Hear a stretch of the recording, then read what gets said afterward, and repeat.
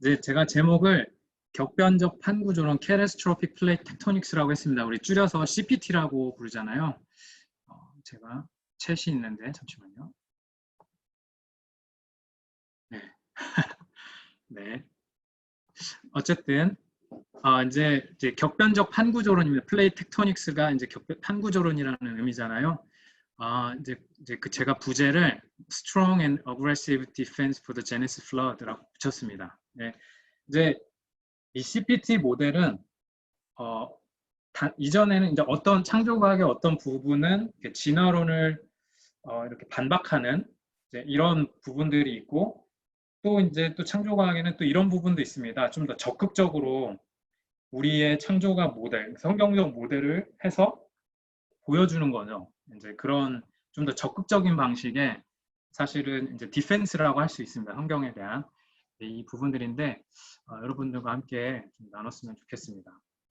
네, 아주 근본적인 얘기 먼저 나누고 시작했으면 하는데요. 이제 우리 창조과학 하는 사람들의 창조과학자의 성경을 믿는 과학자들의 궁극적인 목표가 뭡니까? 사실 우리가 이 말씀 여러분들만의 또 답이 있으시겠죠. 근데 이제 우리가 결국에 이 일을 하는 이유가 고린도후서 말씀처럼 10장 5절 말씀처럼 하나님을 아는 것을 대적하여 높아진, 제가 이게 잘 안 보이는데, 높아진 것을 다 무너뜨리고 모든 생각을 사로잡아 그리스도께 복종하게 하니, 이 말씀처럼 우리가 어떤 지식을 배우고 이제 뭐 이런 것들을 하지만 결국엔 우리가 그냥 단순히 지식을 쌓기 위한 게 아니라 결국에는 그리스도께 복종시키기 위해서 그것들을 알아가는 거죠. 그래서 그런 목표로 지금 이 모임도 그런 취지 가운데 있다라고 믿고요. 그런 의미에서 여러분들에게 좀 더 디테일한 내용들, 좀 더 깊은 내용들을 좀 같이 나누려고 준비했습니다. 이제 창조과학 하면서 저는 일단 창조과학을 하려면 과학자가 돼야 되잖아요. 과학자가 되려면은 또 세큘러 커뮤니티에서도 연구를 해야 됩니다. 논문도 내야 되고 이제 이렇게 과학자로서 자리를 잡아야 되잖아요. 근데 그렇게 하다 보니까 사실 진화론 공부를 할 수밖에 없습니다. 제가 뭐 작년에 이제 예일에 있었는데 예일 지질학과에 있었는데 있는 동안 제가 완전히 공부하는 것들이 일반 진화론적인 지구 물리학이죠. 지질학은 완전히 다 진화론입니다. 거기에서는 제가 있어 보면서 느끼는 거는 그리스도인이 되기 진짜 어려운 그런 환경입니다. 사실은 모든 게 그냥 다 진화론적인 베이스이기 때문에, 그리고 거기에서 성경을 믿는다는 것 자체가 거의 이상한 일이 돼버리니까 이제 되게 어려운 분야인데, 그래서 크리스찬도 매우 적을 거예요. 지질학 하는 사람들 중에. 근데 이제 그럼에도 불구하고 우리가 그곳에 들어가 있는 거는 그리스도를 위한 거니까 그 목표로 이 모임도 그런 취지로 나누는 거라고 생각합니다. 그래서 여러분들에게도 조금이나 도움이 됐으면 좋겠습니다. 네, 우리 이동건 박사님께서 이제 테마를 딱 잡으실 때 존 방과드너 시리즈 뭐 이렇게 하셨는데, 이제 그 중에 한 분, 그리스도께 복종시키려고 그 삶을 드리고 여전히 드리고 있는 한 분을 또 얘기하면 제 멘토이신 존 밤가드너 박사님이라고 또 얘기할 수 있겠는데요. 특별히 오늘 CPT에 대해서 나누니까 밤가드너 박사님에 대해서 조금 더 비하인드 스토리 같은 걸 조금 더 말씀을 드리면, 닥터 밤가드너는 원래 이제 텍사스에서 태어나셨습니다. 텍사스 테크 유니버시티에서 공부하시고 학부를요. 제가 듣기로는 고등학교 때 공부를 잘하셨대요. 근데 자기는 1등이 아니고 2등이었대요. 하여간 저는 1등일 줄 알았는데 하여간 2등이었답니다. 근데 하여간 잘했는데 텍사스 테크 유니버시티 졸업하고 프린스턴에서 석사를 했습니다. 석사를 하는데 일렉트리컬 엔지니어링이었어요. 당시만 해도요. 근데 CCC를 하셨어요. CCC. 네, 캠퍼스 크루세이드라고 하는 CCC에서 창조과학자를 이렇게 해가지고 이제 당시에 뭐 헨리 모리스 박사님 뭐 이런 분들이 있으니까 창조과학 강의를 하다가 이제 창조과학 알게 된 거죠. 그러면서 이걸 알게 된 겁니다. 성경이 얼마나 중요한지 이런 부분들에 대해서 이제 깨닫게 되고 이제 그때부터 이제 마음에 그것을 품기 시작했어요. 그러다가 이제 군대를 갑니다. 미국 군대를 가서 이제 군대를 갔는데 워낙 똑똑하시니까 이제 랩으로 간 거예요. 연구하는 군대에서도 연구하는 랩으로 간 거죠. 아미 랩으로 간 거죠. 거기서 이제 당시에 이제 거기에서 컴퓨터 스킬을 완전히 다 이제 배우셨다 그래요. 근데 당시에는 포트란이라는 랭귀지 들어보셨죠? 컴퓨터 프로그래밍 랭귀지. 당시에는 이제 우리 이만한 이게 카드가 있었다 그러더라고요. 카드 같은 게 있어서 이 카드를 이렇게 대게 딱 꽂아서 이렇게 하는 그런 포트란을 그렇게 돌렸다고 하더라고요. 이제 뭐 그래는 그 시절인데 그때 이제 이 포트란을 배운 겁니다. 이제 컴퓨터를 배우고 군 생활을 하면서 내가 판구조론 격변적으로 변하는 판구조를 한 모델하는 걸 해보고 싶다라는 꿈을 키워요. 꿈을 키우다가 제대를 한 다음에 그리고 부연으로는 석사 때 NSF 그런트를 써가지고 그런트를 받을 정도로 굉장히 유능한 분이었어요. 그런 분이었는데 하여간 굉장히 똑똑하셨죠. 그러다 이제 하나님께서 그런 마음을 주셔서 UCLA에 컨택을 해서 지오피직스를 하게 됩니다. 그러면서 이제 시작을 한 게 뭐냐면 지구 전체 멘틀 전체의 컨벡션, 대류 모델을 하는 그 시뮬레이션 프로그램을 박사과정 때 디벨롭을 합니다. 그게 세계에서 최초였어요. 당시 지구 물리학계에서. 그래서 당시에 이제 굉장히 유명했죠.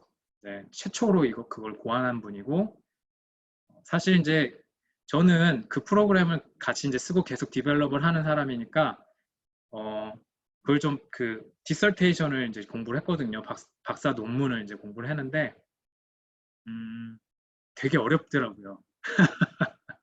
너무 어려워서 아직도 이해가 좀 안 되는 부분이 많습니다. 하여간 그렇게 하고 로스알라모스에 가셔서 이제 거기서 은퇴를 하셨죠. 한 40 오랫동안 이제 연구하시면서 이 지구 물리 모델을 계속 디벨롭한 거예요. 거의 혼자서. 그러시면서 이제 CPT 모델을 거기에 계시는 동안에 한 겁니다. 근데 너무나 감사한 거 하나님께서 인도하신 게 로스알라모스를 딱 갔는데 이제 연구를 하려고 자기 보스한테 난 창조를 믿는다고 이제 얘기를 하는 거예요. 얘기를 하면서 내가 여기 로스알라모스 연구를 열심히 할 테니까 하루에 반은 창조과학 연구를 할 수 있도록 해줘라 이렇게 요구를 했대요. 요구를 했는데 되게 믿음의 요구죠. 쫓겨나지 않으면 다행인 거 아닌가요? 사실 요즘에. 근데 그 보스가 그 이야기를 쭉 듣더니 make sense 한 거잖아요. 그러더니 허락을 해줍니다. 그래가지고 하루에 반은 창조과학 연구를 했다고 해요. 그래서 하나님께서 도와주시고 인도하셔서 그런 일을 할 수 있었던 거죠. 우리가 이제 똑똑하고 준비되는 것도 당연히 조금은 필요하죠. 하지만 하나님께서 사용하셨다라는 생각을 많이 갖게 됐습니다. 이야기를 들으면서. 그래서 여기 인데 되게 젊으신 분들도 되게 많고 이제 또 이제 어떻게 보면 우리는 훨씬 젊은 세대 아닙니까? 이 닥터 존 바가드너처럼 보다는. 우리도 우리의 삶도 하나님께서 그렇게 사용하시기를 기도하고 또 우리도 다 그렇게 준비했으면 좋겠습니다. 하여간 이제 너무 서론이 길었는데요. 자, 이제 그런 의미에서 조금 이제 지구에 대한 내용들에 대해서 좀 배경 지식을 좀 드리려고 해요. CPT 자체는 격변적 판구조로는 여기 계신 분들은 한 번쯤은 무조건 다 들어보셨을 것 같아요. 이제 너무 잘 알려졌고 또 우리 이동건 박사님께서도 한국에서 많이 강의하시고 그러셔서 많이들 아시니까 똑같은 내용보다는 이제 조금 더 디테일한 내용들을 제가 좀 넣었습니다. 근데 여러분들이 지구 멘틀 판구조론 이런 거에 대한 좀 더 깊은 내용들을 좀 이해할 수 있도록 좀 넣었습니다. 판구조론, 멘틀 대류 하면은 여러분들도 아시겠지만 서로 연관돼 있잖아요. 이제 판구조론 하면은 구조론, 이제 텍토닉스가 구조론이라는 얘기인데 결국엔 뭐냐면 어떤 이제 지구 지표면에 있는 판의 스트럭처에 대한 연구죠. 서로 부딪히고 움직이고 하는 어떤 그런 구조들에 대한 연구. 그래서 이제 판 구조론이라고 하는데 아시지만 이제 베게너라는 사람이 처음에 이제 제안을 했었죠. 이제 대륙이 이동한다, 이제 대륙 이동설 뭐 이런 식으로 해가지고. 근데 사실은 잘 받아들여지지 않았습니다. 사실 그것이 사실이 아니죠. 대륙이 이동하는 건 아니니까요. 판이 이동하는 거죠.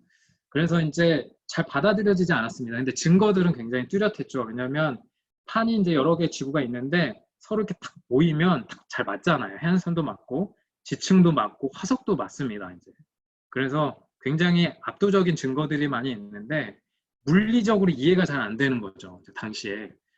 그랬는데 그러다가 이제 1차 세계대전, 2차 세계대전이 터지면서 이제 전쟁을 해야 되니까 해저에 대한 이제 조사들을 하기 시작한 겁니다. 이제 GPS가 발전되고 이러면서 최시 왔는데, 네, 제가 다 볼 필요 없겠군요.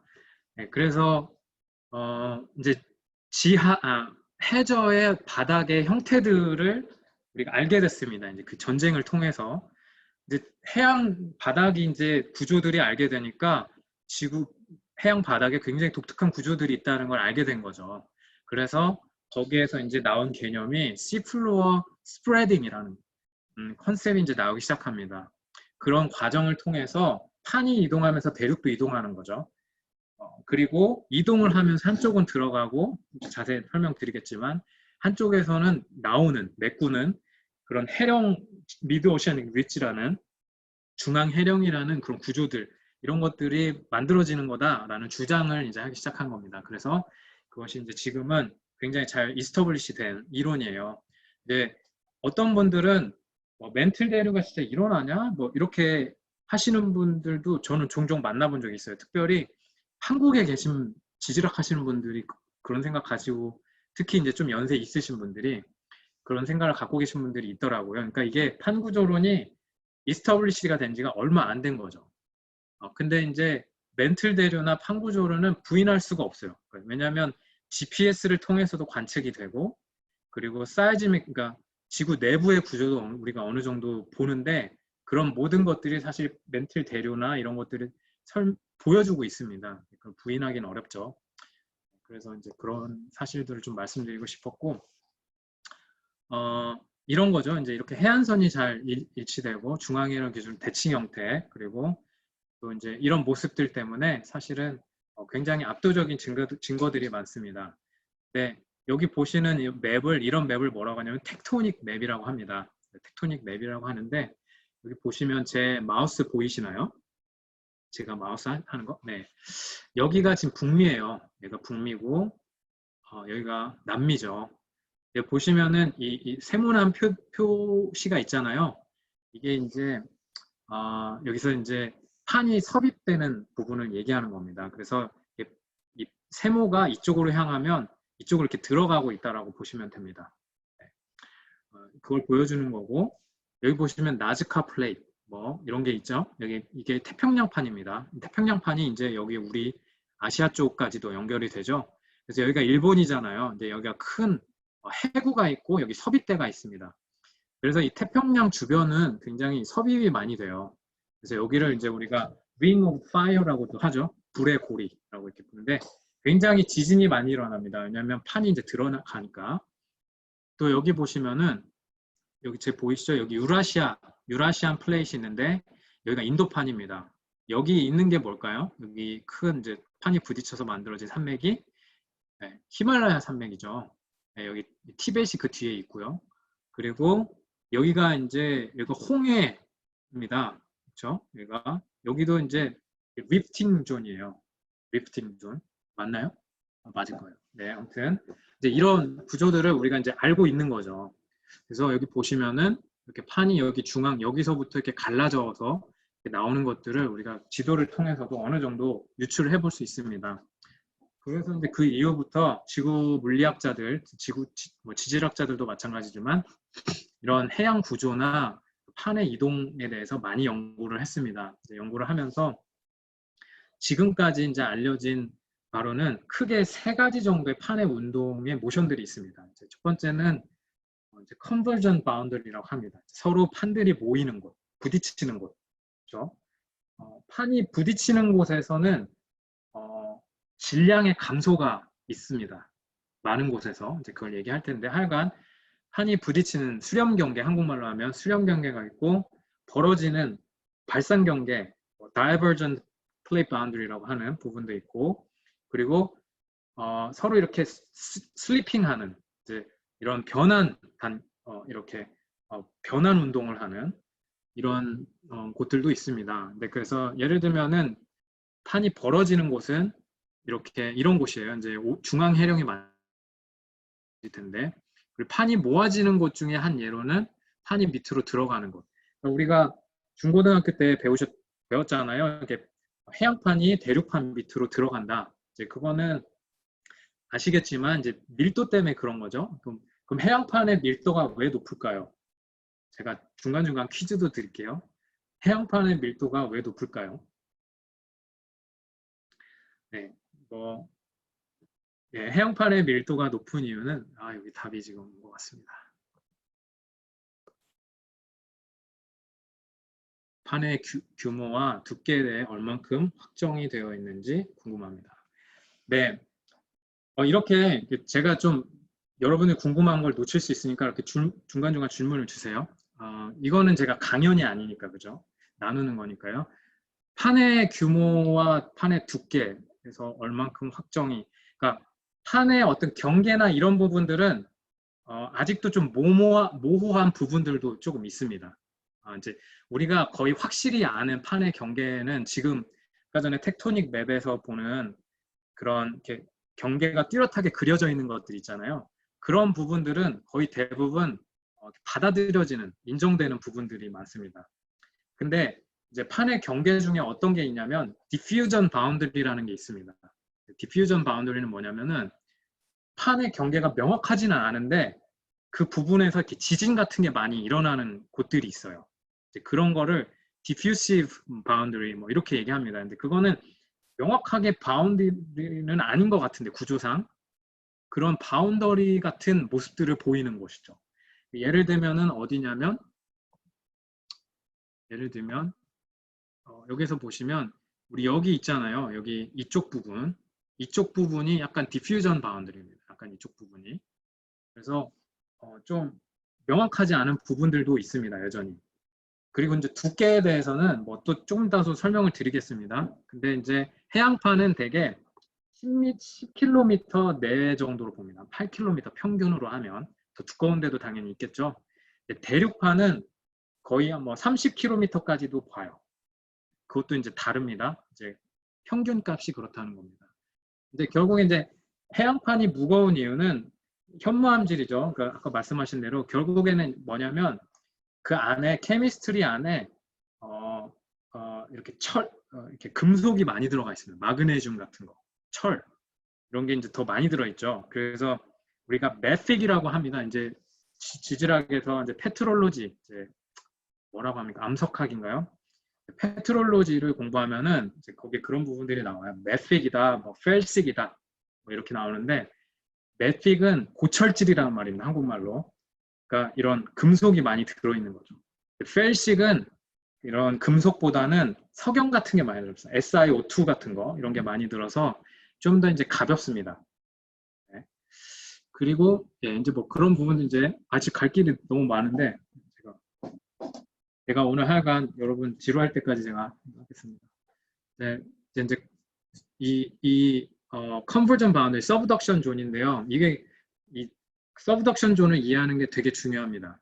되게 중요한데 왜냐하면은 여기에서 굉장히 많은 일들이 일어나요. 그래서 이거를 이제 조금 나눠야 되는데 이제 여기 해양판이 이렇게 밑으로 들어가지 않습니까? 이제 컨티넨털 대륙판은 좀 더 가벼우니까 이제 얘네가 들어가는데 여기가 이제 현무암입니다. 이제 현무암인데 현무암이 이렇게 쭉 들어가면은 이때 당시 바다 밑에 있기 때문에 굉장히 그 세츄레이트 됩니다. 물을 굉장히 많이 머금고 포함되게 돼요. 암석 안에. 이제 그러다가 이 밑으로 이렇게 들어가면 온도가 높아지죠. 온도도 높아지고 압력도 높아지잖아요. 그러면서 뭐가 일어나냐면 변성이 일어납니다. 그러니까 피직스에서 하는 말로 하면은 페이스 상변이가 일어나는 건데 지질학 용어로는 변성입니다. 근데 변성이 일어나는데 하이 그리드로 계속 이제 계속 변성이 일어나면서 그 과정에 물을 이렇게 뿜어냅니다. 바깥으로 이제 물을 뿜어내죠. 이제 물을 그게 탈수 반응이에요. 다 변성이. 그래서 물을 뿜어내면서 이렇게 뿜어 나오는 물들이 이제 이런 크랙 같은데 이런 것들로 이제 올라가는 거예요. 왜냐하면 물은 리퀴드니까 이제 가벼우니까 부연시가 있어서 위로 올라갑니다. 상변이라고도 하고 뭐 상전이라고도 네, 페이스 트랜지션라고 하는데 모르겠어요. 저는 공부를 거의 미국에서 해가지고 네, 제가 저 이렇게 코렉션 많이 했어요. 네. 근데 물이 이렇게 많이 빠지면은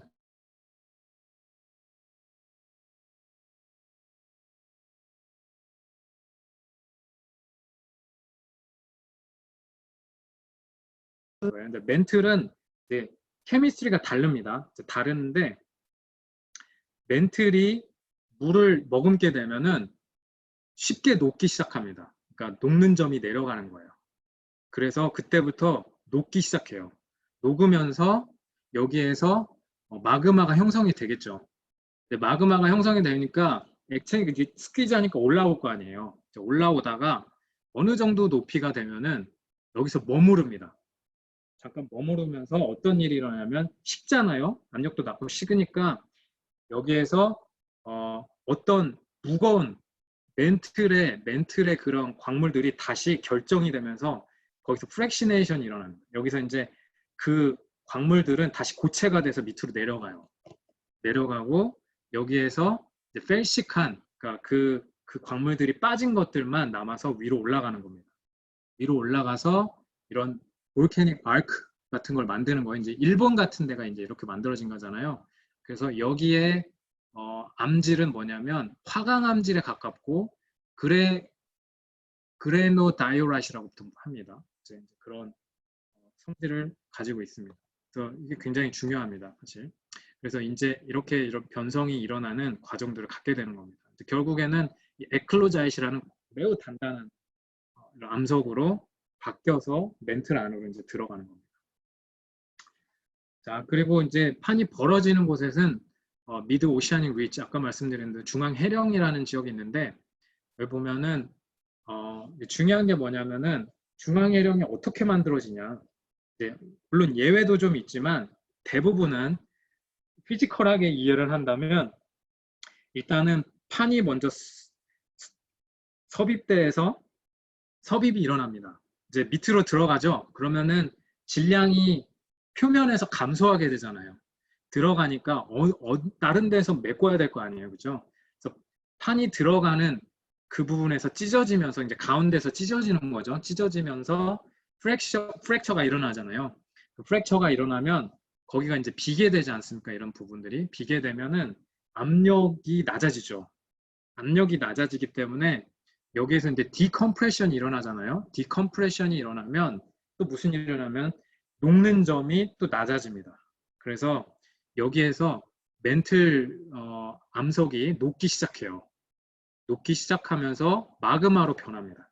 마그마로 변하면서 그 벌어진 공간들을 메꾸면서 올라오는 겁니다. 거기서 식으면서 그러면서 이런 중앙 해령이 만들어지는 겁니다. 네. 그래서 이게 어떤 분들은 이렇게 마그마가 올라와서 밀어내는 거 아니냐 이제 뭐 그렇게 이해하는 분들이 사실 대부분이거든요.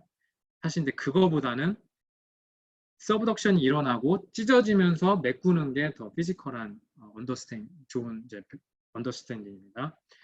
그렇게 된다는 거. 그래서 중앙 해령 밑에 이렇게 들어가면 이런 침리라고 부르는데 이런 구조들을 보게 됩니다. 왜냐하면 마그마가 물과 함께 이제 식는 거예요. 식으면서 침전물들이 생기는 겁니다.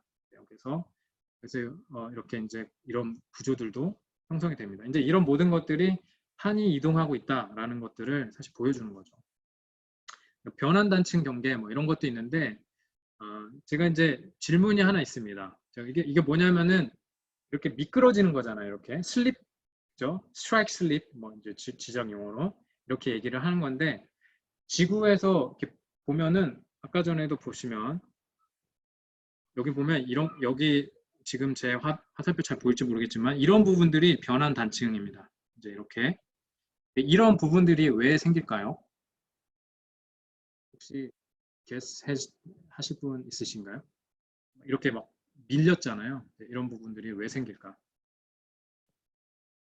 혹시 맞추실 수 있는 분 있으실까요? 네. 시간이 없으니까. 네. 네, 답이 배달됐습니다. 네. 화성무 형제 열심히 공부하고 있군요. 예. 좋습니다. 네. 구잖아요. 지구는 구니까 판이 벌어지면서 로테이션 폴이 다른 겁니다. 이제 로테이션하는 길이가 다르죠. 그렇기 때문에 서로 다르기 때문에 이렇게 변환 발생이 생기는 겁니다. 네. 아셨죠? 예. 예. 굉장히 훌륭하신데요. 네. 좋습니다. 그래서 이제 이게 이제 지질학자들이 뭐 이렇게 여러 가지 이제 해양 지각에 남겨져 있는 그 마그네틱 뭐 이런 데이터를 가지고 콜렉션을 한 겁니다. 판이 어떻게 이동했을지. 이게 판계에서 시작한 겁니다. 이거는. 네, 이렇게 판이 이동하는 거를 이렇게 모은 건데 이건 시뮬레이션은 아니고요. 근데 보시면 이렇게 까만 부분들 있잖아요. 까만 부분들 이렇게 갑자기 팍 나타나지 않습니까?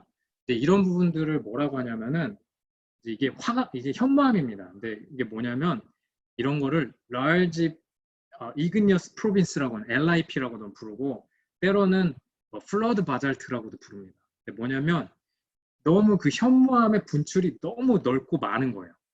오늘날엔 이런 일들이 거의 안 일어나거든요. 근데 과거에 하여간 굉장히 많은 지구 깊은 곳에서 굉장히 많은 마그마가 올라와서 현무암이 분출된 이런 흔적들이 있습니다. 대표적인 예가 인도에 있는 뭐 디켄 트랩 뭐 이라는 게 있습니다. 그런 게 이제 플러드 바잘트, 엄청난 양의 이런 플러드, 그러니까 바잘트, 그러니까 현무암이 나와서 분출된 거죠. 근데 오늘날은 이제 일어나지 않는 상황이니까 굉장히 이게 언유조란 것들이거든요. 이제 이런 것들을 보면은 과거에 격변적 판구조론 노아홍수 기간에 격변적이었겠죠. 그러니까 그때 굉장히 많은 분출들이 있었을 거라고 그렇게 또 추측해 볼 수 있는 사실 그런 근거들이기도 합니다. 근데 더 많은 연구가 필요합니다, 사실.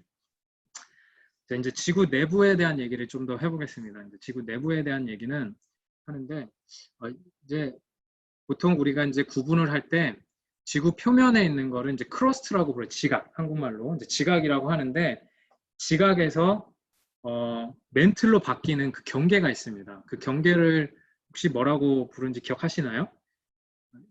전 중학교 때 선생님이 모로 비치치 뭐 이렇게 가르쳐 주셨는데 우리가 모호면이라고 이렇게 들어보셨나요?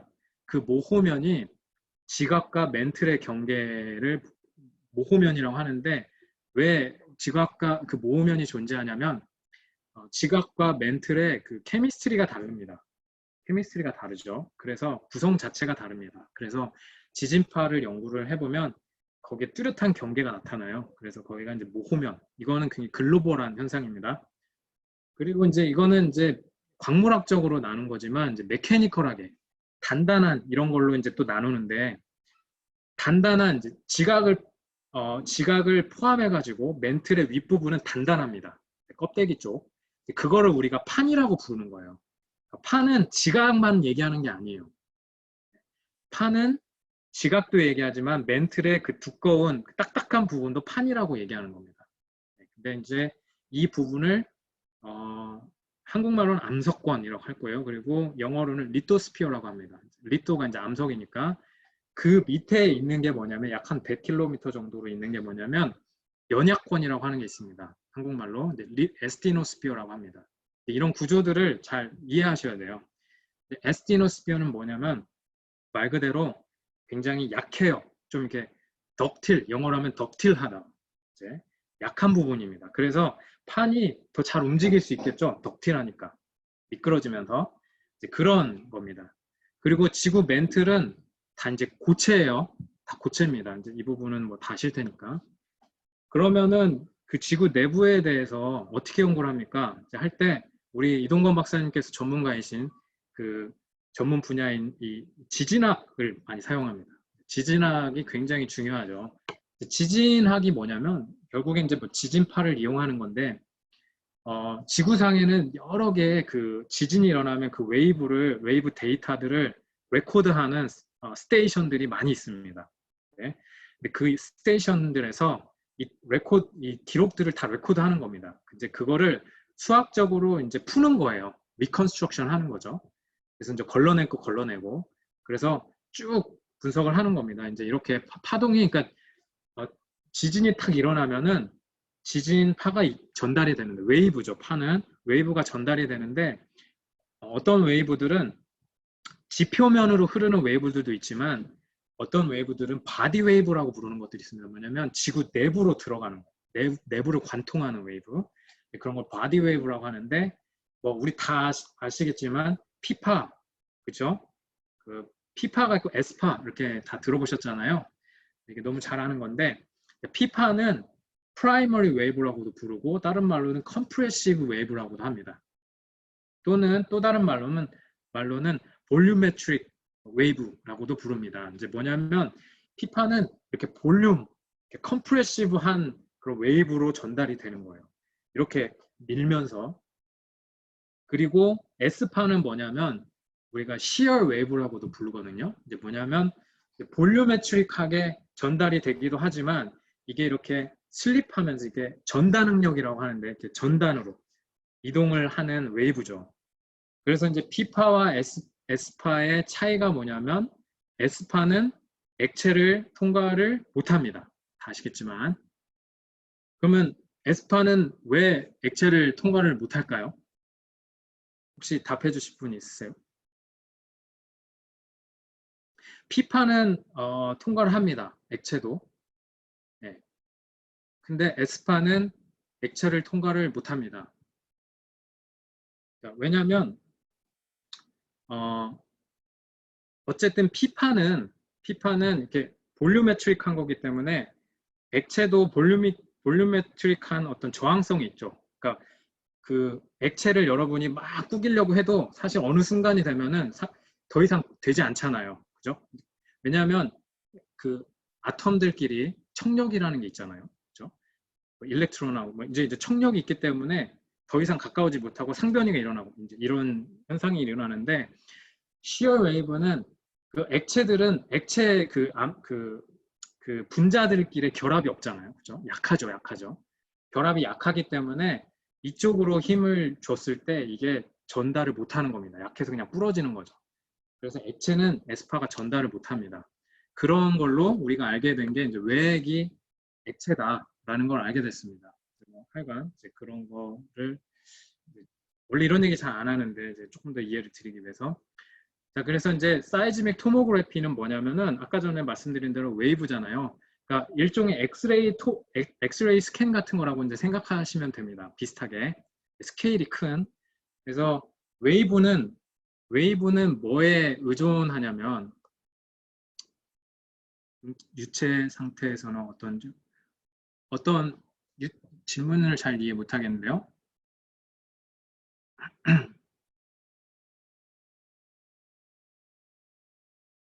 네, 유체 상태에서는 어떤지요? 네, 조금 있다가 혹시 질문 말로 해주실 수 있으면은 유체, 그러니까 액체, 유체, 액체 말씀하신 건가요? 유체면? 네. 위험하니까 일단 제가 좀 이따 말로 해주시면 감사하겠습니다. 네, 하여간 이렇게 이제 웨이브는 중요한 게 뭐냐면 밀도의 영향을 크게 받습니다. 그렇죠? 밀도의 영향을 크게 받기 때문에 밀도가 높으면 파동이 굉장히 빠르게 전달이 되잖아요. 그리고 밀도가 낮으면 파동이 느리게 전달되죠. 그런 걸로 이제 덴시티를 우리가 파악을 할 수 있습니다. 근데 덴시티는 뭐에 크게 영향을 받나요? 온도에 굉장히 크게 또 영향을 받죠. 지구 멘틀은 압력에도 영향을 크게 받습니다. 근데 온도도 꽤 큽니다. 온도가 이제 더 크죠, 사실은. 그래서 이제 두 가지를 다 고려를 해야 되는데 하여간 이제 온도로 거의 환산을 해볼 수 있는데 여기 보시면 이게 이제 실제로 그 데이터 수집한 그림이에요. 퍼블리시 된 거죠. 여기 보시면 파란 부분들이 뭐냐면 밀도가 높은 부분들을 얘기합니다. 그래서 이게 노란색, 빨간색은 높은 거죠. 그러니까 조금 뜨거운 거예요, 상대적으로. 그리고 이 파란색, 연두색은 차갑고 밀도가 높은 이렇게 상상을 하시면 되는데 여기 보시면 이게 지금 여기가 핵이에요. 왜 핵인데 이게 멘틀의 바닥이거든요. 3,000km 정도 됩니다. 멘틀의 두께는. 근데 뭔가가 여기 들어가서 여기 있다가 또 어떤 거는 이렇게 밑으로 내려간 게 보이시죠? 그러니까 이게 지금 판입니다. 판이 들어간 거죠. 네, 여기 들어가 있는 이 판을 뭐라고 하냐면 페롤른 플레이시라고 합니다. 이제 지금 이게 북미의 왼쪽 서부 쪽에서 들어가서 밑에 있다가 들어간 거 페롤른 플레이시라고 하는데 이거는 엔션트 플레이시입니다. 과거. 자, 그리고 여기 이제 인도 쪽에 있는데 옛날에 유럽 쪽, 지중해 쪽에 있다가 지금 사라진 엔션트 플레이스는 또 뭐냐면 테티스라고 하는 게 있습니다. 네, 여기 지금 파란색 보이시죠? 여기도 이제 판이 서브덕션 돼 있는 걸 보여주는 겁니다. 그렇죠? 네, 우리가 이런 지진파 이런 걸 통해서 이런 구조들을 많이 연구를 할 수가 있습니다.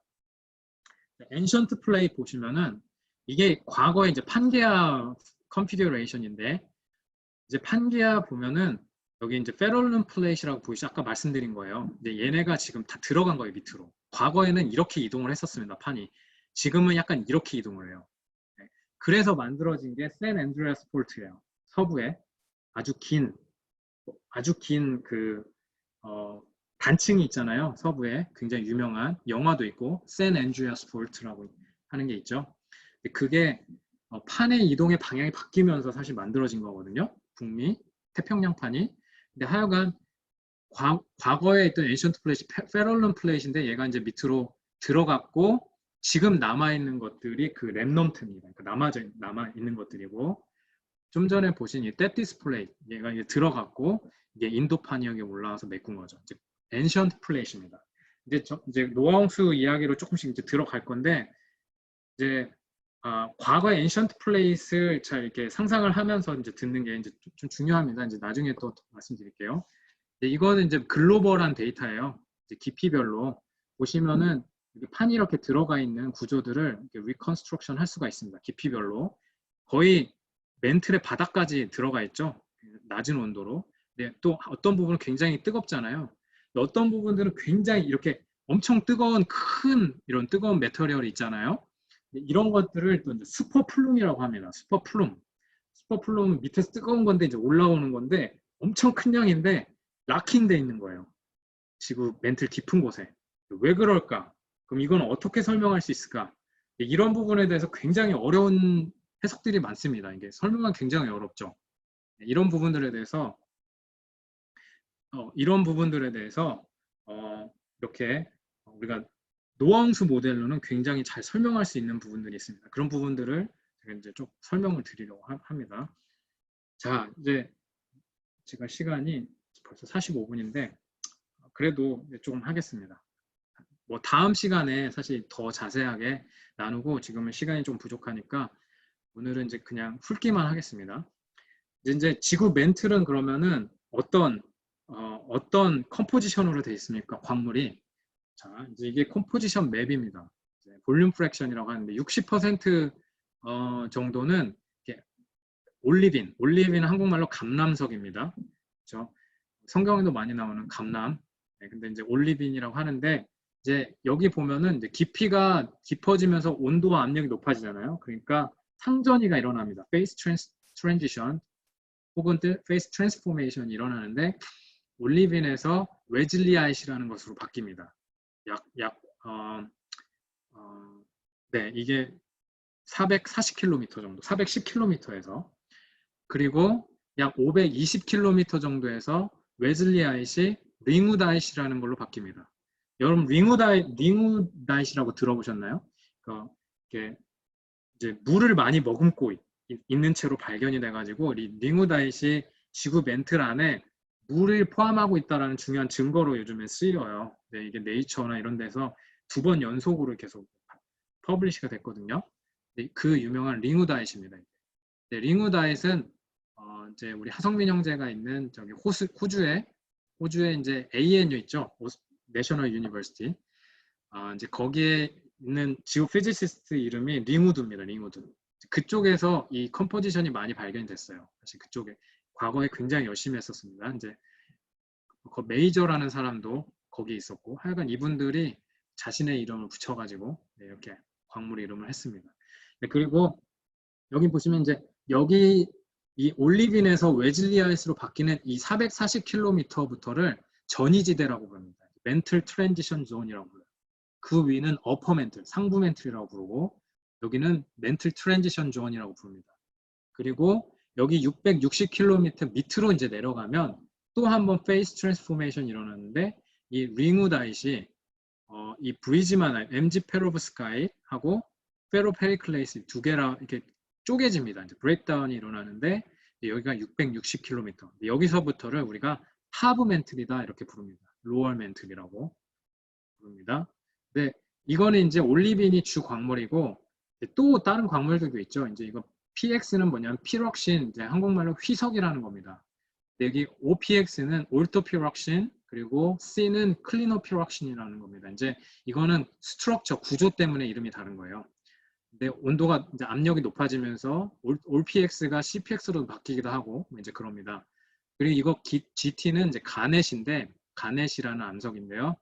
얘네가 어떤 일이 나면은 이 피럭신이 가넷에 이렇게 고체긴 하지만 용해가 됩니다. 고체 용해가 되는 거예요. 고체 용해가 되고 서로 섞여요.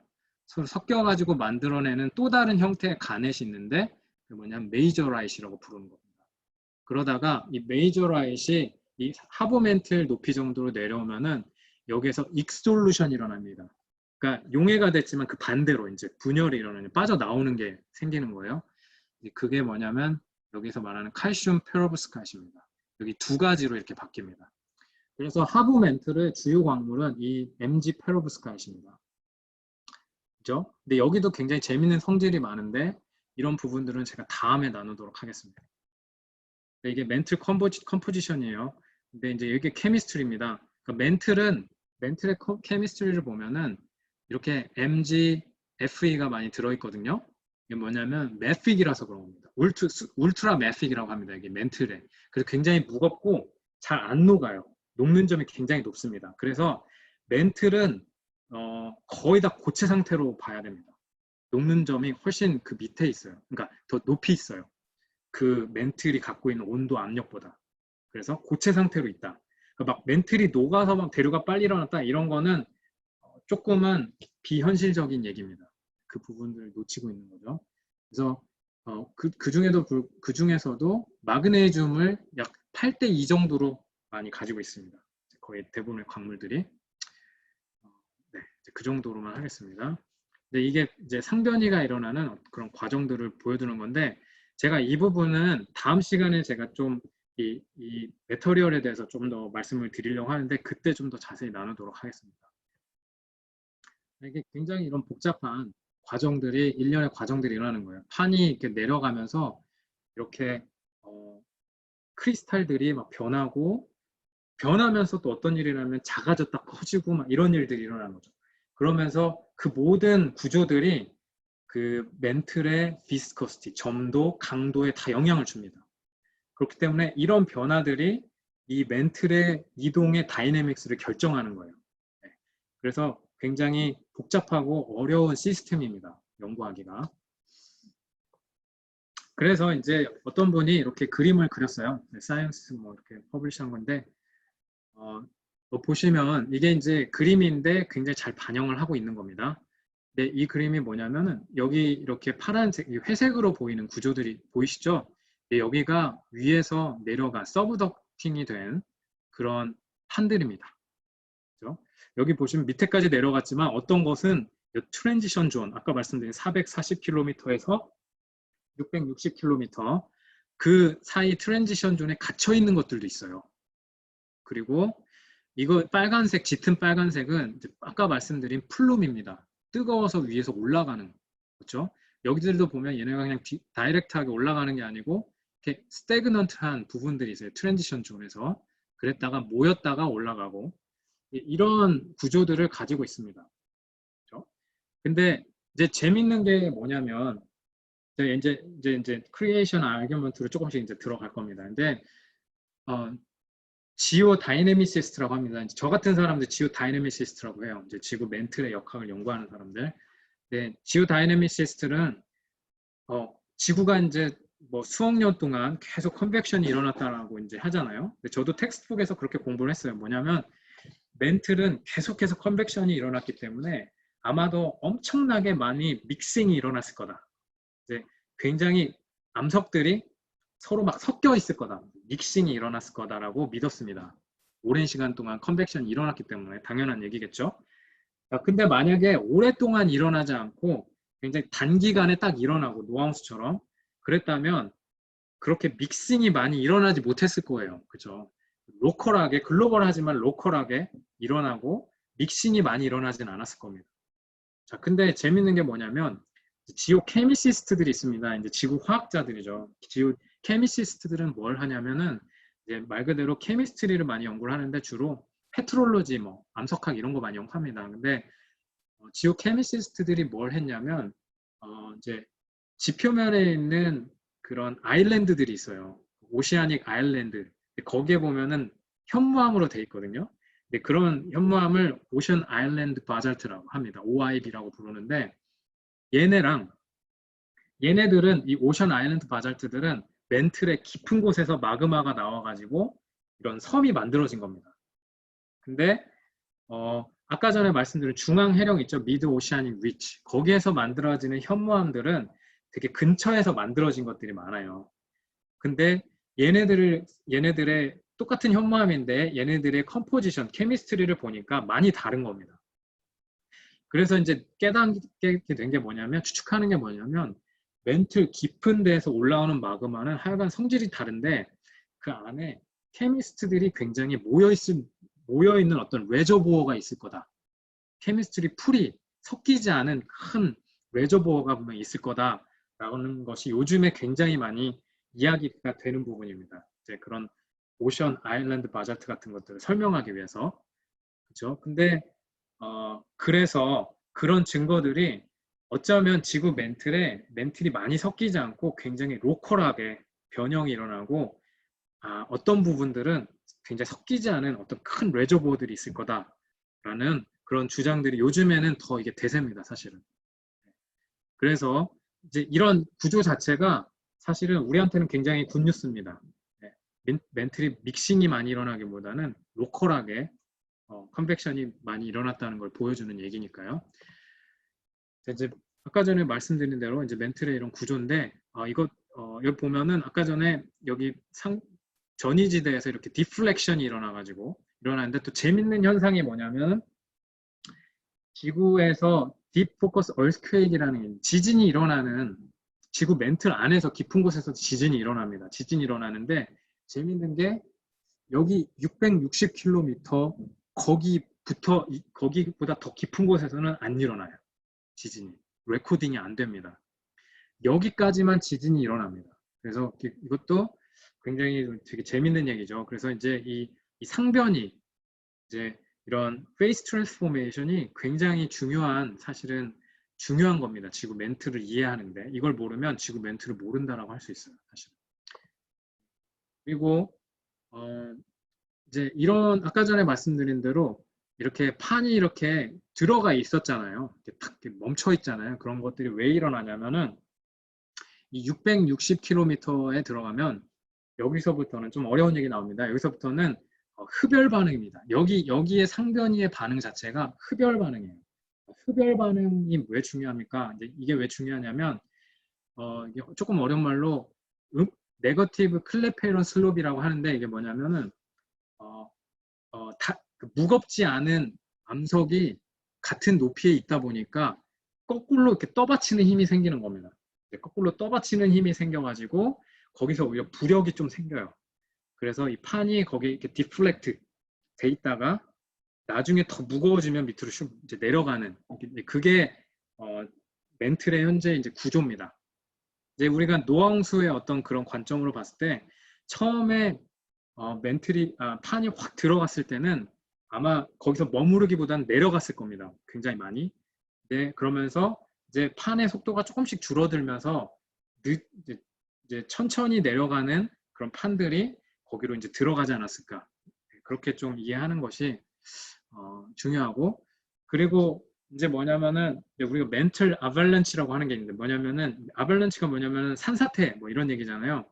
그러니까 멘틀이 이렇게 막 버티고 있다가 갑자기 어느 크리티컬 포인트가 되면 확 밑으로 내려가는 겁니다. 갑자기. 굉장히 인스터빌리티가 일어나는 거죠.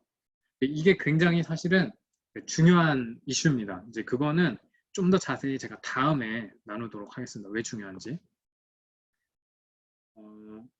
자, 그러면은 중요한 게 있습니다.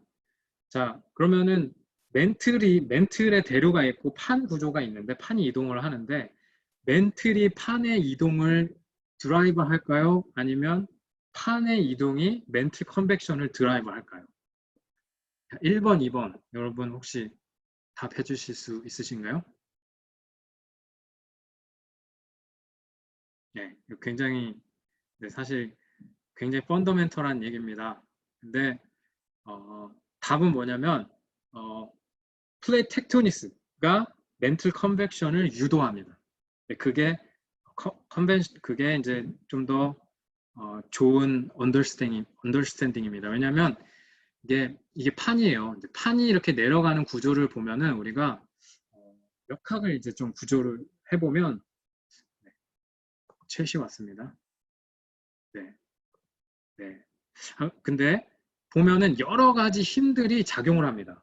판이 이렇게 내려가고 부딪히는 곳에 보면 그래서 제가 섭입대가 되게 중요하다고 말씀드리는 거예요. 여기 보면은 판이 내려가지 않습니까? 판이 내려가는 근본적인 힘이 뭘까요? 판이 무거워서 내려간다고 하잖아요. 그러면은 그 말은 중력이죠, 중력. 그러니까 멘틀 컨벡션과 판 구조론의 메인 드라이빙 포스는 그래비티입니다. 그래비티. 그렇죠? 그게 제일 중요합니다. 네. 근데 밑으로 당기니까 이제 이런 힘을 슬랩 풀이라는 힘입니다. 이제 당기는데 여기 이제 컨티넨트 대륙 쪽에서는 여기에서 이제 마찰이 심할 거 아닙니까? 끌고 들어가는 힘이 있습니다. 끌고 들어가는 힘이 생겨요, 여기서는. 그리고 또 뭐냐면 이 밑에가 이제 에스티노스피어라고 그랬죠. 연약권. 좀 덕틸한. 여기에서는 미끄러지긴 하지만 여전히 고체니까 또다시 이렇게 마찰 때문에 반대로 끄는 힘이 있겠죠. 이거 드랙 포스라고 합니다. 저항이 있겠죠. 그 모든 힘들이 같이 작용을 하는 건데 보니까 힘을 이렇게 보니까 슬랩풀 밑으로 끌어당기는 힘이 멘틀이 이렇게 그 반대로 잡아당기는 저항 힘보다 세다는 거를 이해를 하게 된 거죠. 힘의 균형상. 그래서 판이 들어가는 게 먼저구나. 그게 멘틀 컨벡션을 유도하는구나 라고 이해하는 게 여러분들의 바른 이해입니다. 오늘 지금 대부분 지오피지스트들이 이해하는 그런 네, 이 정도는 이제 좀 드리고 싶었어요. 이제 뭐 저런 걸 하냐 뭐 이렇게 생각하시는 분도 혹시 있을 것 같긴 한데요. 원래는 이렇게 잘 안 하는데 여러분들이니까 이걸 하는 겁니다. 힘들어도 조금만 들으시면 도움이 될 거라고 생각합니다. 이제 아까 이제 중요한 게 뭐냐면은 이제 판의 이동이 이제 굉장히 중요합니다. 왜냐하면 자 그러면은 여러분 판 구조 왜 서브덕션이 처음에 왜 시작됐을까요? 여러분 이게 굉장히 어려운 퀘스천이에요. 이거는 세큘러 커뮤니티에도 답이 없습니다. 제대로 된 답이 없어요. 우리는 어떨까요? 그 노아홍수를 믿는 격변적 판구조를 믿는 사람들에게도 굉장히 어려워요. 처음에 어떤 강력한 어떤 에너지가 필요하거든요. 자연스럽게 그냥 확 일어나지는 않아요. 네. 근데 그러니까 이런 게 굉장히 재밌으면서도 어려운 내용입니다. 그러니까 근데 이제 우리가 이제 텍토닉 구조론의 이제 여러 가지 스타일들이 있는데 지구만 굉장히 유니크한 면이 있습니다. 지구만 굉장히 독특한 점이 하나 있는데 다른 행성보다 꼭 지구에서만 일어나는 게 뭐냐면 지구에서 일어나는 구조론은 판 구조론이라고 부릅니다. 플레이트 텍토닉스. 근데 이 플레이트 텍토닉스는 지구에서만 유일하게 일어납니다. 현재까지 아는 바로. 다른 행성에서는 플레이트 텍토닉스가 일어나지 않아요. 굉장히 재미있는 퀘스천이죠. 왜냐면은 이 플레이트 텍토닉스라는 게 일어나기 위해서는 굉장히 아슬아슬한 어떤 조건이 필요합니다. 그게 뭐냐면 이 암석권 아까 말씀드린 대로 있죠. 리토스피어, 암석권 단단한 부분, 껍데기에 있는 단단한 부분이 원래는 굉장히 단단하잖아요. 근데 하여간 과거에 어느 순간 약했어야 돼요. 약해가지고 들어가게 된 거예요. 근데 지금은 굉장히 단단해요. 네. 그러니까 여기서 말하는 대로 보면은 우리가 100메가파스칼이다 이렇게 얘기하는데 이게 이제 응력을 얘기하는 겁니다. 그러니까 소위 말해 단단한 정도라고 생각하면 되겠습니다. 근데 이 100메가파스칼은 굉장히 낮은 거예요. 그냥 엔지니어링 수준의 어떤 단단함이에요. 쇠보다는 좀 더 쇠 정도 되는 굉장히 낮은 거죠. 암석은 근데 훨씬 단단하거든요. 근데 오늘날 실험을 해보면 오늘날의 암석을 가지고 실험실에 실험을 해보면 거의 1기가파스칼 정도로 나와요. 네. 근데 과거 하여간 시뮬레이션을 아무리 해봐도 기가파스칼로 가면은 판구조론이 안 일어납니다. 뭐가 일어나냐면 여기 나온 대로 스태그넌트 리드 컨벡션이라는 게 일어나요. 이게 뭐냐면 지표, 그 리토스피어 암석권은 그냥 가만히 있어요. 판이 들어가는 게 아니고 가만히 있고 안에서만 그냥 컨벡션이 일어나는 거예요.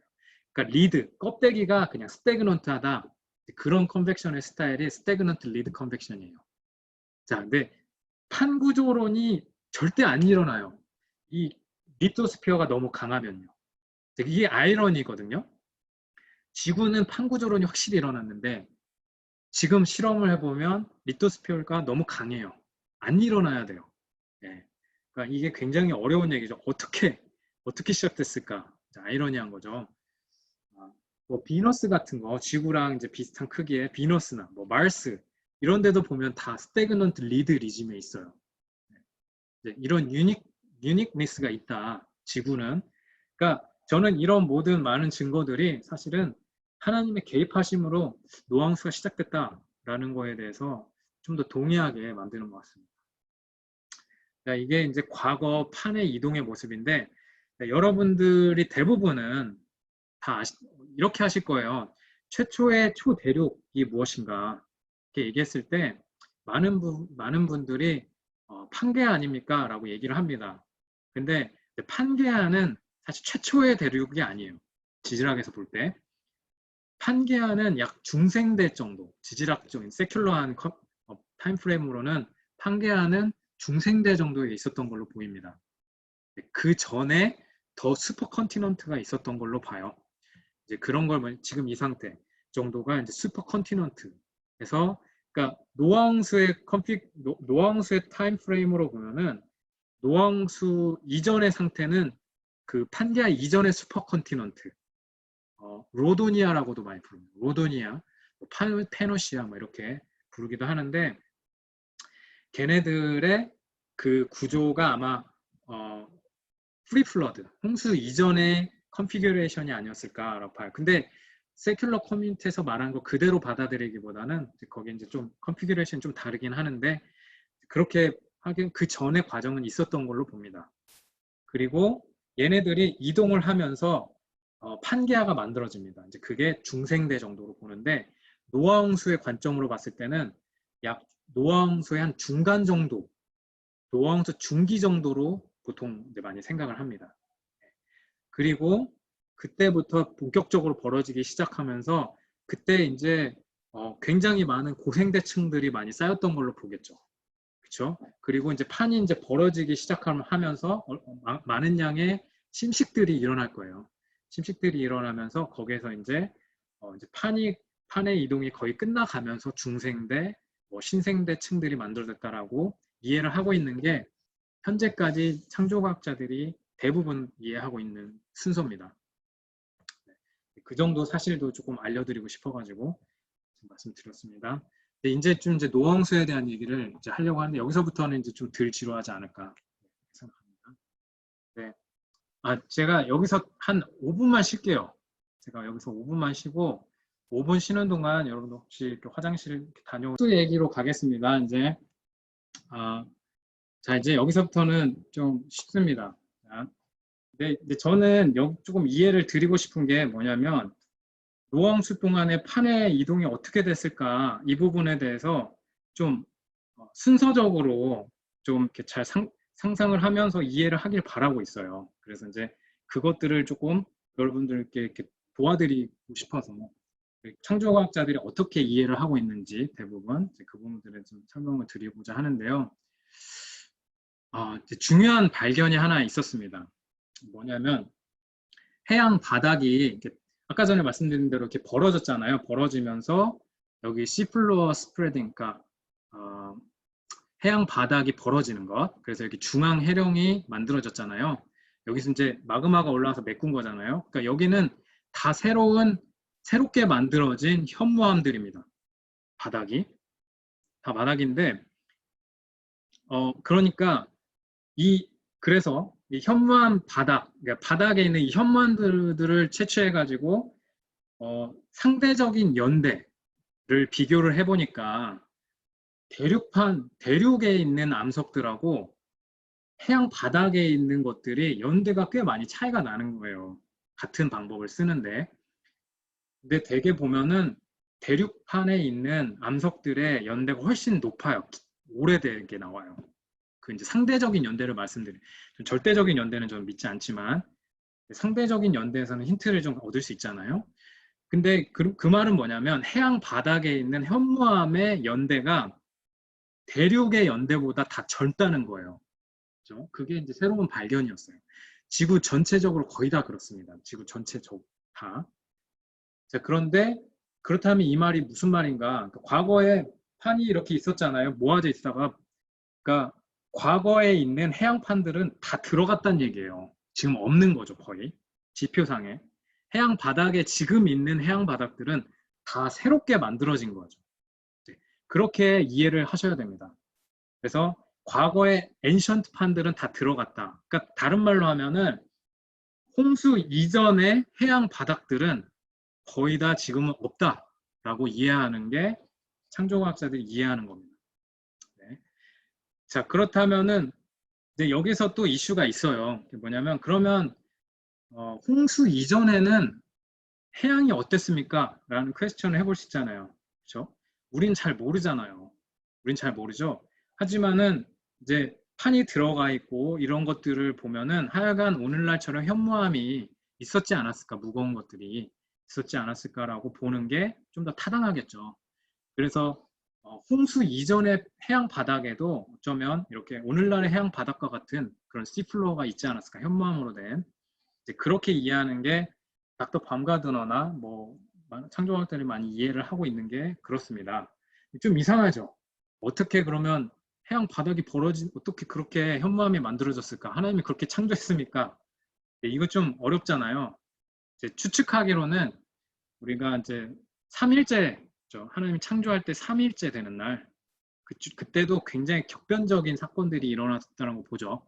그때 이제 땅이 만들어지고 바다가 만들어지고 이제 이런 과정들이 있었잖아요.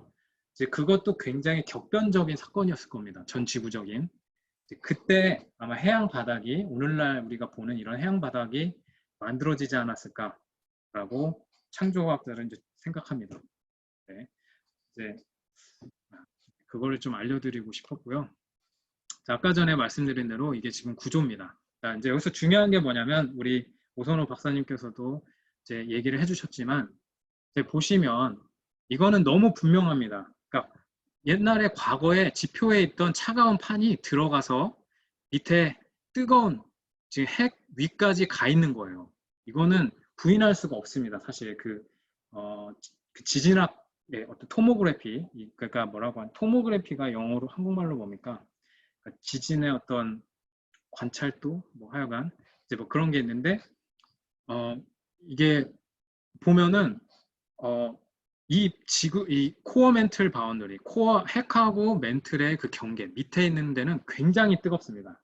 이제 온도가 어느 정도 되냐면 거의 3000K에서 4000K 사이라고 하니까 셀시어스로 얘기하면은 2700도에서 3700도 셀시어스로 정도의 맞나요? 단층선 사진법이라 토모그래피가 감사합니다. 단층 X선은 이제 엑스레이 말한 것 같고요. 이거는 이제 지진이니까 네, 뭐 그렇게 이해하시면 될 것 같습니다. 근데 온도가 굉장히 뜨겁잖아요. 지표에서는 그 뭐 20도, 30도 되는데 해양 바닥에서는 거의 3000도씨가 된다라고 하는 거잖아요. 근데 여러분 이게 지진파의 구조를 봐가지고 이제 밀도를 알잖아요. 밀도를 온도로 이제 환산을 하는 거죠. 온도로 환산을 해서 여기 지금 뜨거운 이런 걸 아까 전에 말씀드렸는데 제가 슈퍼 플룸 뭐 이렇게 얘기했잖아요. 큰 뜨거운 청크들이 있어요. 근데 얘네들이 온도는 굉장히 높을 거 아닙니까? 걔네들의 온도와 얘네들의 온도 차이를 밀도를 가지고, 왜냐하면 지진파는 밀도를 알려주는 거니까 그 밀도를 온도로 환산을 하면은 온도 차이가 거의 3000도씨가 나요. 온도 차이가 3000도씨가 나는 게 뭐가 중요하냐? 그 말은 뭐냐면, 만약에 동일과정설이 말하는 대로 한 해에 뭐 몇 센치 정도로 천천히 들어간다면, 여러분 들어가면서 점점 데워질 거 아니에요. 전도가 일어나니까. 컨덕션, 힛 컨덕션이 일어날 거 아니에요. 전도가 일어나니까 점점 데워지면서 얼마 되지 않아서 거의 온도가 비슷해질 겁니다. 주변하고. 근데 여기까지 수억 년 동안 내려가서 아직도 이 상태의 온도를 유지하고 있다는 것은 불가능하죠. 수억 년이 불가능합니다. 네. 거의 온도가 비슷해져야겠죠. 조금 낮던지요. 그게 시뮬레이션 할 때 보는 겁니다. 그러니까 일반 세큘러 진화론적 시뮬레이션도 가능은 해요. 제가 좀 이따 말씀드릴 건데, 시뮬레이션을 하면은 온도 차이가 나긴 나요. 많이는 안 납니다. 근데 격변적 시뮬레이션을 하면은 이 정도로 차이가 납니다. 그러니까 우리가 오늘날 관측되는 이 증거, 업저베이션이죠. 지진파에서 나오는 그 업저베이션, 관측되는 결과랑 시뮬레이션의 결과가 어떤 게 더 맞냐? 이제 격변적 판구전을 훨씬 더 잘 설명한다는 거죠. 제가. 자, 이게 이제 그랜드 캐년이잖아요. 우리 격변적 증거들, 지표면에 있는 많은 증거들이 있지 않습니까? 뭐 지표면에는 사실은 우리가 거대 지층이라고 부르는 메가 시퀀스, 거대 지층이라고 부르는 것들이 굉장히 많은데, 뭐 그랜드 캐년에는 뭐 한 대여섯 개 정도 보인다라고 하잖아요. 이런 거대 지층은 사실 정말 대륙의 범위를 넘어갈 정도로 같은 지층인데 넓은 분포된 이런 지층들이 존재할 수가 있느냐. 사실 이게 굉장히 어렵잖아요. 닥터 밤가드너도 사실은 이거 시뮬레이션 지금 하고 있습니다. 근데 격변적으로 했을 때 우리가 충분히 다 이런 거대 지층들이 만들어질 수 있다는 걸 시뮬레이션이 보여줘요. 실제로. 근데 이런 지층들의 존재 자체가 사실 격변적인 어떤 현상, 그러니까 판이 막 이동하고 이런 현상이 아니면 설명을 할 수가 없다라는 거죠. 왜냐하면 이만큼의 지층을 만들면은 토양을 움직여야 되고 두께 그만큼의 힘이 있어야 되는데, 사실 그런 힘을 오늘날은 절대 가질 수 없으니까요. 그리고 이렇게 정교하게 보존된 화석들, 뼈까지 막 있고 이런 것들, 격변적으로 매몰됐다라는 거, 산채로 매몰됐다는 걸 우리가 잘 볼 수 있고, 또 우리가 오늘날은 사실은 단층을 많이 보죠. 그래서 우리가 단층 때문에 일어나는 게 지진 아닙니까? 근데 우리가 습곡 같은 거는 일어나지 않아요, 사실. 습곡은, 그러니까 이거는 뭐 우리가 뭐 굉장히 쉽게 얘기해도 이해가 되는 부분입니다. 근데 이게 전공하는 사람들한테 쉬운 얘기가 아니거든요. 또 이 역학을 하는 사람들한테는 이거를 굉장히 많이 따져볼 수 있습니다. 그럼에도 불구하고 지표면에서는 절대 암석은 밴딩이 일어나지 않습니다. 이렇게 구부러지는 거. 구부러지지 않고 언제나 부러집니다. 쉽게.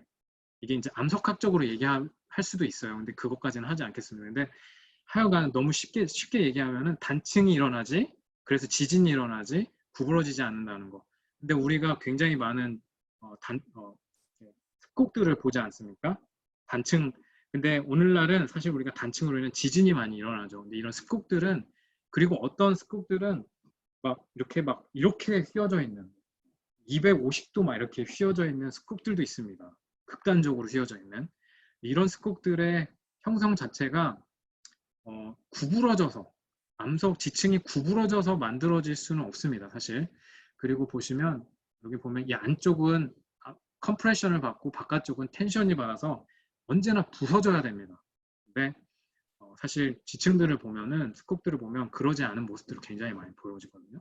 그 과거에 물 때문에 퇴적되고 홍수 동안에 퇴적되고 굳기 전에 판의 이동에 의해서 격변적으로 구부러진 다음에 건조된 거, 그래서 굳어진 걸로 이해하는 게 사실 훨씬 타당한 설명이라고 보고, 굉장히 강력한 또 쉬운 또 증거라고 생각합니다. 노화홍수에 대해서.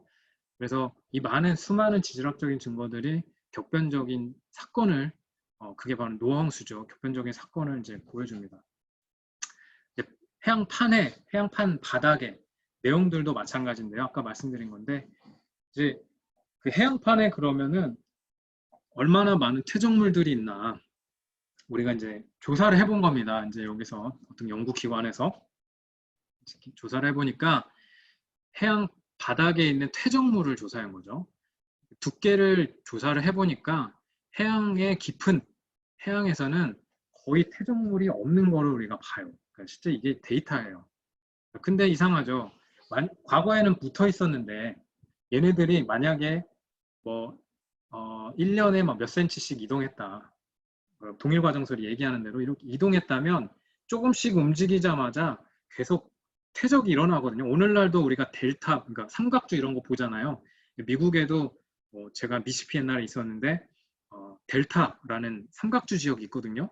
엄청나게 강하류에서 굉장히 많은 퇴적이 지금도 많이 일어납니다. 지층이나 이런 것들이 거의 만들지는 않지만 화석이나. 하지만 퇴적물이 굉장히 많아야 되는데 사실은 해양 바닥을 보면 퇴적물이 너무 적습니다. 두께가. 그리고 더 재밌는 게 뭐냐면 퇴적물의 종류가 완전히 달라요. 퇴적물의 종류는 그러니까 육지성, 그러니까 육지에서 자갈이나 모래 같은 게 쌓인 게 아니고 바이올로지컬한 게 많아요. 생물학적인 거. 그래서 이게 플랑크톤 같은 것들이 이렇게가 침전된 거. 그렇게 해서 쌓인 퇴적물들이 해양 깊은 대양에서는 거의 대부분 그런 퇴적물이거든요.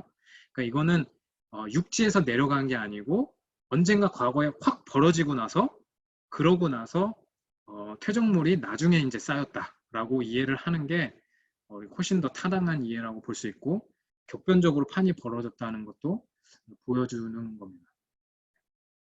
이렇게 쌓여야 되는데 그쵸? 퇴적물이 오늘날 우리가 관찰해내는데 없대는 거죠. 자 이제 그러면 만약에 노화홍수가 이제 사실이다 그러면 어떻게 이렇게 판이 빠르게 이동할 수 있습니까? 판은 다 돌덩인데 멘틀도 돌덩인데 우리 이제 성경에서 보면 근데 이제 홍수에 대한 이야기들이 나옵니다. 근데 물론 이제 뭐 창세기도 나오지만 우리 시편 같은 데 보면은 굉장히 이 텍토닉스 그러니까 구조론, 판구조론을 암시하는 어떤 그런 구절들이 사실 많이 나옵니다. 시편 104편에도 보면은 산은 오르고 골짜기는 내려간다이다. 주께서 물의 경계를 정하여 넘치지 못하게 하시며 그러니까 이런 내용들이 물이 산들 위로 솟아올랐으나 땅을 깊은 바다로 덮으심에 여러분 이때 당시에는 지구 물리학이 없었잖아요. 그렇죠? 이때 당시에는 지진학도 없었습니다. 이때 당시에는 현무암이 뭔지도 몰랐고 화강암이 뭔지도 잘 몰랐을 거예요. 그냥 그런 암석들이 있구나 관찰만 했겠죠. 근데 시편 기자는 이렇게 어떤 지각이 막 이동하는 것들에 대해서 상상을 하는 거예요. 여러분 지각이 이동하는 걸 여러분 보시나요? 지금? 그걸 보면 우린 다 죽었겠죠. 그죠? 근데 이런 거를 우리가 보지 않는 한 스스로 생각해낼 수가 없습니다. 네.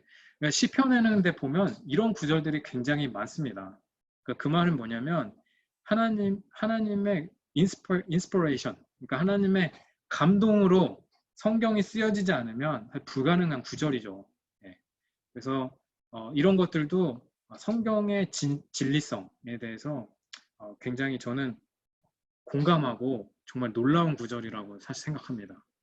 너무 정확하게 묘사하거든요. 그러니까 판이 이렇게 벌어지니까 지금의 낮은 지역이 이제 해양 바닥이잖아요. 해양 바닥이 지금 굉장히 낮은 지역이죠.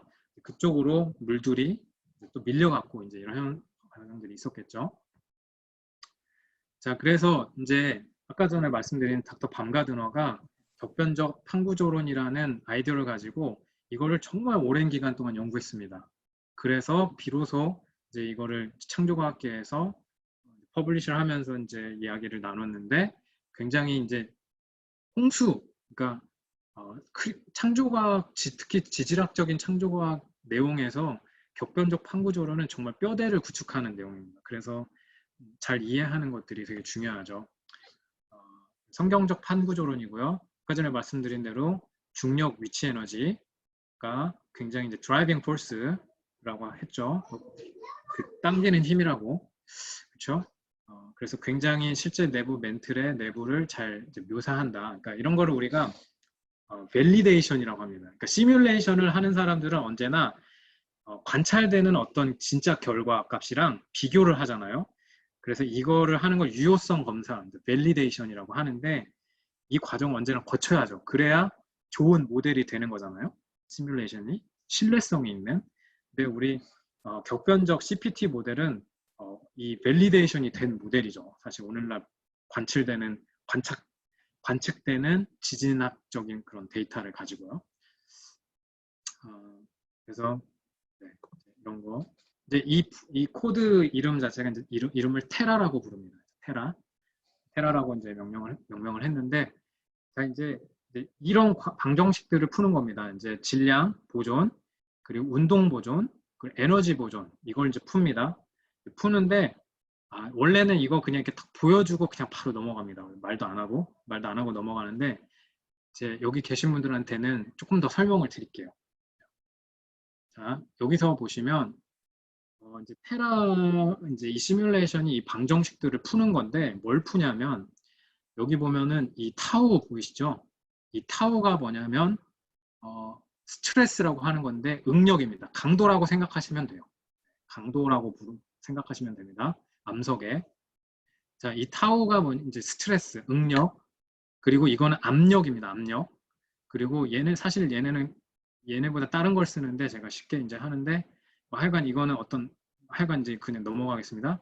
근데 이제 여기서 중요한 게 뭐냐면 점도입니다. 그러니까 점도가 높으면 단단한 거고 점도가 낮으면 약한 겁니다. 그러니까 잘 이동을 하는 거죠. 잘 이렇게 변형이 되는 거죠. 점도가 높으면 이렇게 뻣뻣하죠. 잘 변형이 안 되겠죠. 강도가 높은 거죠. 근데 이 응력은 점도 곱하기 이 D라고 하는 게 뭐냐면 변형률이라고 하는 겁니다. 변형률. 변형률이 뭐냐면 늘어나는 정도예요. 시간당 늘어나는 정도. 이제 만약에 약하면 팍 늘어나겠죠. 빨리. 변형률이 높습니다. 근데 강도가 높으면 변형률이 낮겠죠. 그렇죠? 그래서 강도도 높아지고 점도도 높은 겁니다. 자, 근데 이 뮤가 이제 점도인데 여기 지금 인다이스, IJ 뭐 이런 거는 우리가 이제 아인슈타인 노테이션이라고 부르는 겁니다. 행렬이에요, 다 행렬. 이거는 4차원 행렬이고 이거는 2차원 행렬이라고 부르는데 원래는 3차원, 그러니까 행렬을 얘기할 때 차원을 또 얘기하는 게 있습니다. 이제 하여간 그거는 넘어가고. 근데 이제 이 D를 또 방정식을 조금 더 수정을 하면은 이렇게 표현을 할 수 있습니다. 이제 이걸 표현을 할 수 있는데 이게 U가 뭐냐면 속도입니다. 속도, velocity, 그러니까 속도인데 이거를 이제 속도의 그레디언트다라고 부르는 거예요. 하여간 이제 X는 이제 좌표예요. 위치인데 얘를 푸는데 결국엔 이걸 여기다 넣는 거예요. 넣어가지고 U를 구하는 겁니다. 속도를 구하는 거예요. 시뮬레이션은 그걸 푸는 거예요. 그리고 이 압력도 푸는 겁니다. 동시에 풀고 또 뭘 푸냐면 동시에 푸는 게 뭐냐면 에너지 이퀘이션이에요. 이제 에너지 방정식. 여기에서는 온도를 풉니다. 온도를 풀고 그리고 중요한 게 여기 보면은 이게 타워가 또 나오죠. 그러니까 뭐냐면 이게 메케니컬 기계학적인 히팅이라고 부르는 건데 그러니까 여러분 이렇게 막 손을 비비면은 뜨거워지잖아요. 이런 게 메케니컬 히팅이라고 할 수 있어요. 그래서 암석이 변형을 막 하면은 변형을 많이 하면 할수록 이 히팅이 생겨요. 그러니까 그 뭐랄까 디서페이션 열 방출이 일어나는 거죠. 그런 거를 메케니컬 히팅이라고 부르는데 이것도 이제 중요한 역할을 합니다. 멘틀이 빠르게 변형하는데.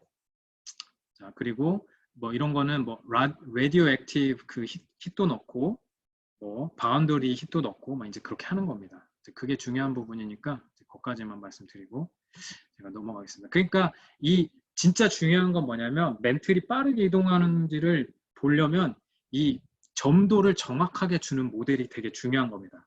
예, 그러겠죠. 점도가 정확하면 정확할수록 모델이 더 정확해지고 그리고 다이내믹스가 더 정확해지고 빠르게 이동하는 것도 더 정확하다는 사실이겠죠. 그래서 이제 지금 이제 CPT의 연구는 지금 끝난 게 아닙니다. 지금 첫 번째 제일 중요한 CPT 연구를 한 게 이제 방가드너 박사님께서 오늘 제가 보여드리는 거고, 그 다음으로 중요한 연구를 지금 닥터 방가드너랑 저랑 이제 같이 하고 있어요. 닥터 방가드너가 이제 제가 있는 리버티 유니버시티의 명예교수로 계시는데, 같이 화요일마다 미팅을 합니다. 연구 미팅을 하면서 이제 그 다음으로 중요한 지금 프로젝트를 지금 같이 하고 있습니다. 제가 지금 하고 있는 부분들인데요. 이 매터리얼 모델하고 관련된 부분들입니다. 이 부분들은 다음 시간에 꼭 알려드릴게요. 나누도록 할게요. 되게 중요한 내용이니까. 하고, 자, 근데 아까 전에 그 매터리얼 모델을 여기에서는 굉장히 간단한 걸 썼습니다. 근데 뭐냐면 이런 간단한 방정식을 써서 푸는 거예요. 근데 이게 굉장히 어프록시메이션, 대략적으로 푸는 게 많아서 이게 더 정확한 모델이 필요합니다. 이제 그걸 제가 다음에 나누도록 하겠습니다. 자, 그래서 이제 테라 시뮬레이션, 이제 우리가 파이나이트 엘리먼트라는 걸 하는 건데, 이게 뭐냐면 이게 수학적인 방법입니다. 이제 여기까지는 얘기 안 할 거예요. 근데 한국말로는 유한 원소라고 부르는 건데요. 이 바디가 있으면 이거를 구획으로 나눕니다. 여러 가지 엘리먼트로 나누는 거예요. 나눠서 바운더리에 컨디션을 주고, 이 바운더리, 그러니까 바깥에 하고 코어 멘틀 바운더리의 이 안쪽에 온도 컨디션을 주고, 거기를 토대로 안쪽에 있는 것들을 계산해 나가는 거예요. 그게 파이나이트 엘리먼트의 방법입니다. 그래서 이제 테라는 이 파이나이트 엘리먼트라는 걸 사용을 하고, 아까 전에 말씀드린 대로 이게 세계에서 최초의 지구 멘틀 대류의 모델이었어요. 이제 이런 것들을 사용합니다. 자, 이제 넘어가겠습니다. 그래서 어떤 이제 온도에 대한 이런 이니셜 컨디션, 초기 값을 주고서 시뮬레이션을 시작을 하겠죠. 최초의 형태는 우리가 이제 모르니까, 누구도 모르죠. 과거에 잘 모르니까. 이제 여기서는 가정을 하는 게 그냥 오늘날 하고 비슷했을 것이다라고 그냥 가정을 하고 시작하는 겁니다. 처음에 초기 조건은요. 그러니까 최초의 점도의 값을 설정을 해줘야 됩니다. 그래서 여기서 이제 지금 보시면 이 대시로 돼 있는 거, 대시 말고 한국말로 뭐라죠? 뜨여 있는 선? 아무튼 점선으로 되어 있는 거. 점선으로 되어 있는 것들이 이게 어떤 그러니까 관찰 같은 걸로 해가지고 나온 점도 값입니다. 그리고 그 내부 안에서 이제 모델에서 이 두꺼운 라인이 이제 모델에 세팅을 한 거예요. 처음에 초기 조건으로. 그러니까 어떤 이렇게 매니퓰레이션, 조작을 한 게 아니라는 걸 보여드리려고 하는 거예요. 그러니까 다른 사람들, 세큘러에서 하는 거랑 똑같이 이제 했다라는 거를 보여드리는 겁니다. 그리고 이거는 이제 패러미터들이에요. 이제 파라미터들을 이 시뮬레이션에 사용한 거죠. 이 값들도 다 기본 일반 진화론적인 모델에서 똑같이 쓰는 값들입니다. 이 값들이 이렇게 특별하게 다른 값을 넣은 게 아닙니다. 그리고 여기 보시면 빨갛게 제가 표시를 했는데 여기가 되게 중요합니다. 이제 지금부터 되게 중요한 말씀을 드리려고 하는데, 자, 그러면 세큘러 커뮤니티에서 논문을 계속 내보내잖아요. 논문을 내보내면서 시뮬레이션에서도 1년에 몇 센치 움직이도록 이렇게 시뮬레이션도 나오거든요. 그렇게 네이처 사이언스 막 나오거든요. 자, 그러면 그건 뭐예요? 그러면 뭐가 다른 거예요? 똑같이 다 파라미터 넣었는데 뭐가 다른 걸까요? 중요한 게 뭐냐면 여기에서 편견이 들어갑니다. 선입견. 그리고 패러다임이 들어가는 게 뭐냐면 지구가 오래됐다.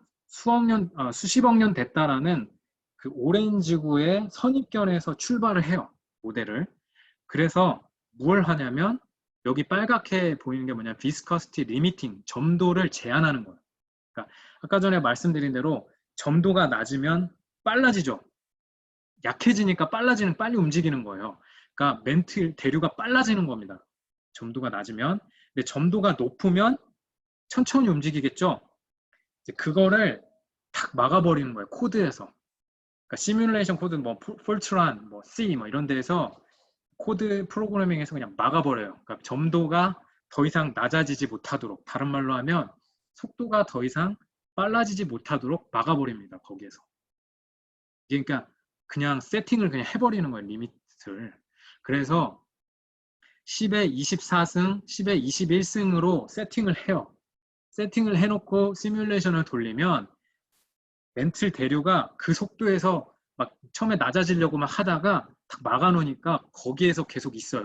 있다가 점점 이제 느려지는 겁니다. 거기서부터 이제 리포트를 하는 거예요. 논문에. 그렇기 때문에 언제나 그들의 시뮬레이션에서는 오늘날처럼 1년에 몇 센치 움직이게 나올 수밖에 없어요. 왜냐하면 그렇게 세팅을 했으니까. 그리고 중요한 게 그분들한테 그게 이슈가 아니에요. 그분들한테는 창조론 대 진화론의 싸움이 아니거든요. 그 관심이 없잖아요. 그러니까 그냥 그게 당연하고 그게 당연한 것처럼 그냥 생각을 하고 하는 거예요. 그러니까 그분들이 나쁜 사람들이 아니라 그게 패러다임이 그렇다는 겁니다. 그러니까 거기서 헷갈리지 마시라고 이제 이게 되게 중요한 거니까요. 근데 여러분 만약에 이 점도를 낮아지게 하는 걸 막았잖아요. 이거를 만약에 오픈해버리면 막지 않으면 어떻게 될까요? 어떻게 되냐면 멘틀이 계속 빨라져요. 계속 빨라지려고 하는 경향성이 있습니다. 그러니까 멘틀의 암석은 굉장히 변형이 빠르게 될 수 있는 성질들을 가지고 있습니다. 실제로. 자, 이게 이제 그래서 2D 시뮬레이션을 돌린 건데 시뮬레이션 그대로 돌린 겁니다. 그러니까 이게 지금 사이즈가 멘틀 지구 실제 사이즈 스케일이에요. 깊이도 3000km거든요. 시뮬레이션을 보면은 전 지구적인 스케일의 컨벡션, 대류가 일어나는데 사실 점도를 이렇게 막지 않으면 거의 수개월 안에 충분히 일어날 수 있다는 걸 보여줬습니다. 그리고 여기 보시면 이게 빨갛게 보이는 데가 뭐냐면 아까 전에 메케니컬 히팅이라고 했던 거 있잖아요. 이렇게 마찰 때문에 뜨거워지는 거. 그런 부분 때문에 뜨거워지니까 점도가 더 낮아지면서 더 빨라지는 겁니다. 그런 것들이 가능하다는 거죠. 이게. 자, 그리고 이제 3D로 보여드리겠습니다. 이게 지금 보이시는 대로 이 두꺼운 선들이 뭐냐면 판기하에서부터 벌어지는 판들이에요. 자, 그리고 이 얇은 선은 오늘날의 대륙의 그 지도입니다. 근데 이 판이라기보다는 대륙의 선이에요. 판은 또 다르게, 판은 이제 더 큽니다, 원래. 근데 대륙의 선들이에요. 이제 얘네들이 이동을 하는데 보시면 시간이 보면 거의 수백일 안에 거의 오늘날의 판기하에서부터 오늘날의 위치까지 충분히 이동할 수 있었습니다. 속도도 초당 수미터까지 올라갔어요. 그러니까 이게 멘틀의 변형은 하여간 어떤 드라이빙 포스, 어떤 충분한 격변적인 드라이빙 포스만 있다면 굉장히 빠르게 이동할 수 있는 걸 보여줍니다. 이게 그러니까 암석의 변형이 그래요, 실제로. 제가 그럼 나중에 왜 점도가 올라갔나요?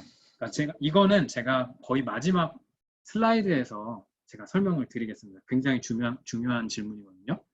자, 이거 설명을 드리겠습니다.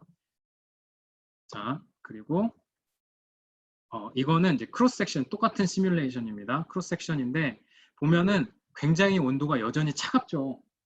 그리고 어떤 곳에서는 풀름 같은 것들도 만들어집니다. 네. 만들어지면서 이제 굉장히 뜨거운 것들도 같이 존재하고 혼재하는데 지금 온도 차이가 굉장히 사실 많이 나잖아요. 이게 보면 많이 나는데 실제로 진화론적인 시뮬레이션 돌려보면 이렇게 온도 차이가 안 나와요. 좀 있으면 보여드릴게요. 자, 그래서 이 시뮬레이션의 결과가 사실 이거 이제 또 다른 각도에서 보이는 똑같은 시뮬레이션입니다. 판이 이동하는 거 보이시죠? 아까 전에 이게 마다가스카르죠? 예, 마다가스카르입니다. 이게 아프리칸 플레이시고. 자, 그리고 이건 호주죠? 네, 호주입니다. 네, 이것들이 사실은 제가 이 코드를 해보고 이쪽 일을 해서 알지만 이게 엄청난 노력이 필요한 시뮬레이션입니다. 이게 정말로 막노동 같은 시뮬레이션이에요. 이거 굉장히 어렵거든요. 근데 그거를 그 분이 닥터 방가드너께서 연세도 있으신데 하신 거예요. 대단하시죠. 아직도 지금 그렇게 하세요. 네. 사모님이 그러는데 하루 종일 오피스에서 안 나온다고. 엄청난 노력을 삶을 다해서 한다는 거죠. 네. 이게 지금 아까 전에 말씀드린 그 지진파 단층 같은 그 아까 토모그래피 그거를로 나온 하부멘틀의 온도 밀도 구조입니다. 그러니까 빨간 게 뜨거운 물질이라고 보면 되고 파란 게 지금 섭입된 차가운 물질이라고 보면 됩니다. 이거는 정말 세큘러 커뮤니티에서 이렇게 한 거예요. 여기 보시면 여기 페럴론 플레이트 들어가 있는 거고 이제 이런 것들을 우리가 보는데 이 온도 차이를 CPT 모델이 굉장히 잘 설명을 해줍니다. 네, 세큘러 모델은 설명을 못해요. 이건 또 다른 시뮬, 이거는 제가 돌린 겁니다. 네, 이거는 좀 더 어드밴스드한 모델을 사용한 거예요. 아까 전에 메터리얼 모델을. 이거는 제가 다음에 나누도록 하겠습니다.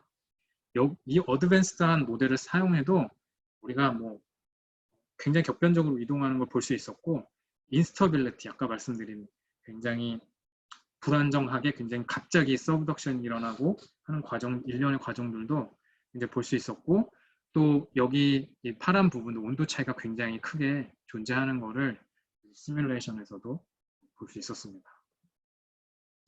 네, 오렌지구 판구조론의 한계에 대해서 여기가 제일 중요합니다. 이제 기본적으로 아까 전에 중요한 거는 말씀드린 대로 온도 구조, 지금 지구 내부에서 관찰되는 밀도 구조를 잘 설명을 못합니다. 오른쪽에 있는 것도 제가 돌린 겁니다. 이거는 그냥 진화론적인 논문을 준비하면서 뭐 좀 그렇지만 어쩔 수 없습니다. 이제 연구를 해야 되기 때문에 일반 세큘러 커뮤니티도 논문을 씁니다. 논문을 쓰는데 보면은 이게 거기서 이제 시뮬레이션인데 보면은 온도 차이가 거의 없어요. 사실 조금밖에 차이가 안 납니다. 네, 아까 전에 질문 드릴게요. 이게 컨벡션 스타일이 어떤 스타일일까요? 두 가지 아까 스타일 말씀드렸잖아요. 플레이트 텍토닉스랑 스태그넌트 리드. 이거는 지금 스태그넌트 리드입니다. 이게. 그러니까 이거는 제가 이제 업데이트를 했는데 여기다가 넣지를 못했어요. 이제 제가 시간이 없어가지고. 이거는 조금 이제 다시 좀 개선돼야 되는 시뮬레이션인데 하여간 어떻게 하더라도 온도 차이를 잘 설명하지 못합니다. 여기 보시면 수억 년 나오잖아요. 그렇죠? 네, 여기 보면 격변적, 성경적 모델은 즉 밀도 구조를 굉장히 잘 설명한다. 그거를 우리가 명쾌하게 사실 시뮬레이션 통해서도 볼 수가 있습니다. 이런 구조들을 우리가 굉장히 잘 설명할 수 있죠. 그럼 세큘러 커뮤니티에서는 뭐라고 답할까? 네, 어떻게 답하냐면 이거는 제가 다음에 따로 한번 조사를 더 해서 시간이 없었는데 해서 또 반박을 하면서 좀 설명을 드리면 좋을 것 같은데요. 여러 가지 얘기를 많이 합니다. 네, 그러니까 별의별 얘기를 다 해요. 케미스트리가 다르다. 뭐 이렇게 얘기를 계속 해줘 만들어내는 겁니다. 이걸 설명하기 위해서. 하지만은 여전히 이렇게 이 판이 들어가서 섭입되어 있는 것들에 대해서 명확한 구조를 보여주고 있기 때문에 많은 설명들이 온전하게 설명을 못합니다. 네. 뭐 산화가 돼서 그렇다. 막 이런 얘기도 하고 막 그러거든요. 근데 이제 어떤 이론도 제대로 이 밀도의 큰 차이를 나오는 거를 이 미스터리한 거죠. 이제 이거를 잘 설명을 하지 못한다라고 얘기할 수 있습니다. 자, 이제 아까 전에 질문해 주신 건데요. 이제 그게 왜 중요하냐면 아까 전에 메터리얼 모델이 그래서 되게 중요한 겁니다. 그것이 메터리얼 모델에서 사실 결정되는 거거든요. 그래서 이제 다음에 제가 그걸 나눌게요. 근데 여기 보시면 이제 어떤 거냐면 이제 이게 오늘날의 지구 멘틀의 점도입니다. 점도고 그리고 변형률 아까 말씀드린 대로 변형률은 10의 마이너스 15승이에요. 10의 마이너스 15승은 엔지니어링 하신 분은 알겠지만 인간이 수명 안에 실험을 할 수 없는 영역입니다. 네. 실험실에서 실험을 할 수 없을 정도로 느린 거예요. 그러니까 여기 보시면 그림에 보여드리는 대로 실험실에서 어떤 샘플을 만들어서 땡겨요. 땡기는데 이 땡기는 그 정도의 초당 땡기는 양을 변형률이라고 불러요. 스트레인 웨이시라고 부르는 변형률이라고 하는데 10의 마이너스 15승은 미지의 세계입니다. 아무도 할 수가 없어요. 실험을. 그렇기 때문에 지구 물리학자들이 지금 이제 지구 멘틀에서 이렇게 하고 있는 건 솔직히 말하면 다 게스예요. 추측이에요. 추측인데 실험, 그럼 랩에서 하는 변형률의 레벨은 어느 정도냐 하면 여기 있습니다. 10의 마이너스 5승에 있습니다. 그러니까 10의 10승 차이가 나는 거예요. 저번에 그 방사성 동위원소 막 얘기하셨잖아요. 거기서도 엄청나게 큰 스케일이 있다라는 차이가 있다라는 걸 얘기했잖아요. 비슷한 거예요. 여기서도 지금 지구의 변형률은 거의 안 움직이는 거나 마찬가지예요, 사실은. 그래서 여기기 때문에 실험을 여기에서 해놓고 여기로 익스트라폴레이션 하는 겁니다. 그러니까 한국말로 하면 외사법을 하는 거예요. 그러니까 엄청난 가정으로 여기를 이렇게 추측을 하는 겁니다. 근데 재밌는 게 뭐냐면 암석의 변형은 이게 파월로라는 거를 가정을 하는데, 아까 파월로가 뭐냐면 아까 전에 말씀드린 메터리얼 모델이에요. 지금 지구 물리학에서 쓰고 있는 모델의 어떤 식입니다. 파워라는 어떤 그러니까 몇 승 이런 공식을 쓰기 때문에 파워로라고 부르는데, 이 모델은 그냥 이렇게 변형률이 낮아지면서 점도가 올라가요. 그게 이제 고체 암석의 성질이에요. 그러니까 변형률이 낮으면 낮을수록 점도가 올라가요. 그렇기 때문에 오늘날 지구의 점도가 높은 거예요. 근데 만약에 변형률이 어떤 인스타빌리티, 그러니까 갑자기 노항수가 탁 시작을 해가지고 막 멘틀이 움직이잖아요. 그럼 변형률이 높아질 거 아니에요. 빨라질 거 아니에요. 아까 전에 시뮬레이션에 빨라진다고 했잖아요. 그러니까 빨라지면서 어떤 일이 일어나면 점도가 낮아지는 거예요. 동시에 같이. 그러니까 점도가 처음엔 느리게 세팅을 했지만 멘틀 딱 CPT가 딱 시작되면 점도가 변형률과 함께 같이 낮아져요. 변형률은 빨라지고. 계속 이게 파지티브 피드백으로 가는 거예요. 빨라지고 빨라지고 빨라지고. 그래서 점점 빨라져서 홍수 때는 이 실험실의 레벨로 올라와요. 네. 그러니까 어떤 게 더 정확할까요, 여러분? 네. CPT의 시뮬레이션이 더 정확할까요? 아니면 그냥 세큘러 커뮤니티에서 파월로로 가정해가지고 익스트라폴레이션 외삽해가지고 계산한 게 더 정확할까요? 어떤 게 더 정확한 모델일까요? 우리가 실험실 값에서 얻은 값을 거의 같은 조건에서 사용할 수 있는 CPT 모델이 훨씬 더 정확한 거예요. 네. 우린 거의 실험실에서 실험가들이 변형한 그 값을 거의 그대로 사용할 수가 있어요. 근데 진화론적 커뮤니티에서는 그걸 그대로 못 쓰죠. 왜냐하면 너무 빠르잖아요. 말이 안 되거든요. 그래서 그거를 이렇게 해가지고 가정을 쭉 해가지고 추측을 해서 쓰는 겁니다. 그러니까 엄청난 추측이 들어가고 있는 거예요. 그러니까 이게 이슈예요, 이슈.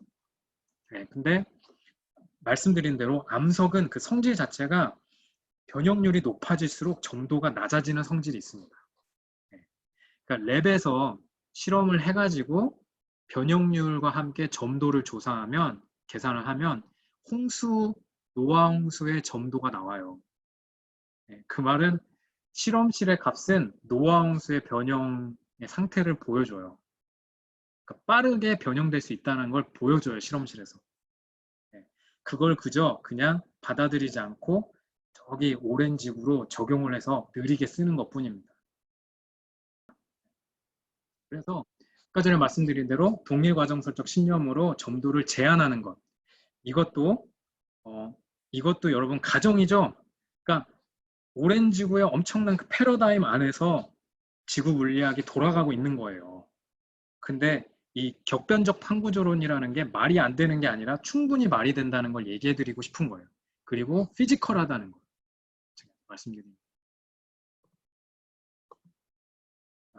자, 그러면 다음 단계는 뭘까요? 이제 이 중요한 이 부분에 대해서 우리 닥터 밤가드너가 하셨습니다, 연구를. 근데 지금 연세가 거의 이제 80이 다 되세요. CPT 멈추려면 점도가 현재로 올라가야 되지 않나. 예, 그러니까 제가 말씀드린 대로 파지티브 피드백으로 점점 빨라졌다가 이제 드라이빙 폴스가 사라졌잖아요. 그러니까 충분한 양의 많은 양의 그래비테이셔널 포텐셜 에너지, 중력 에너지가 사라지고 나니까 해소가 된 거죠. 컨벡션은 사실 열을 해소하는 과정이거든요. 그러니까 열이 드라이빙 폴스예요, 기본적으로.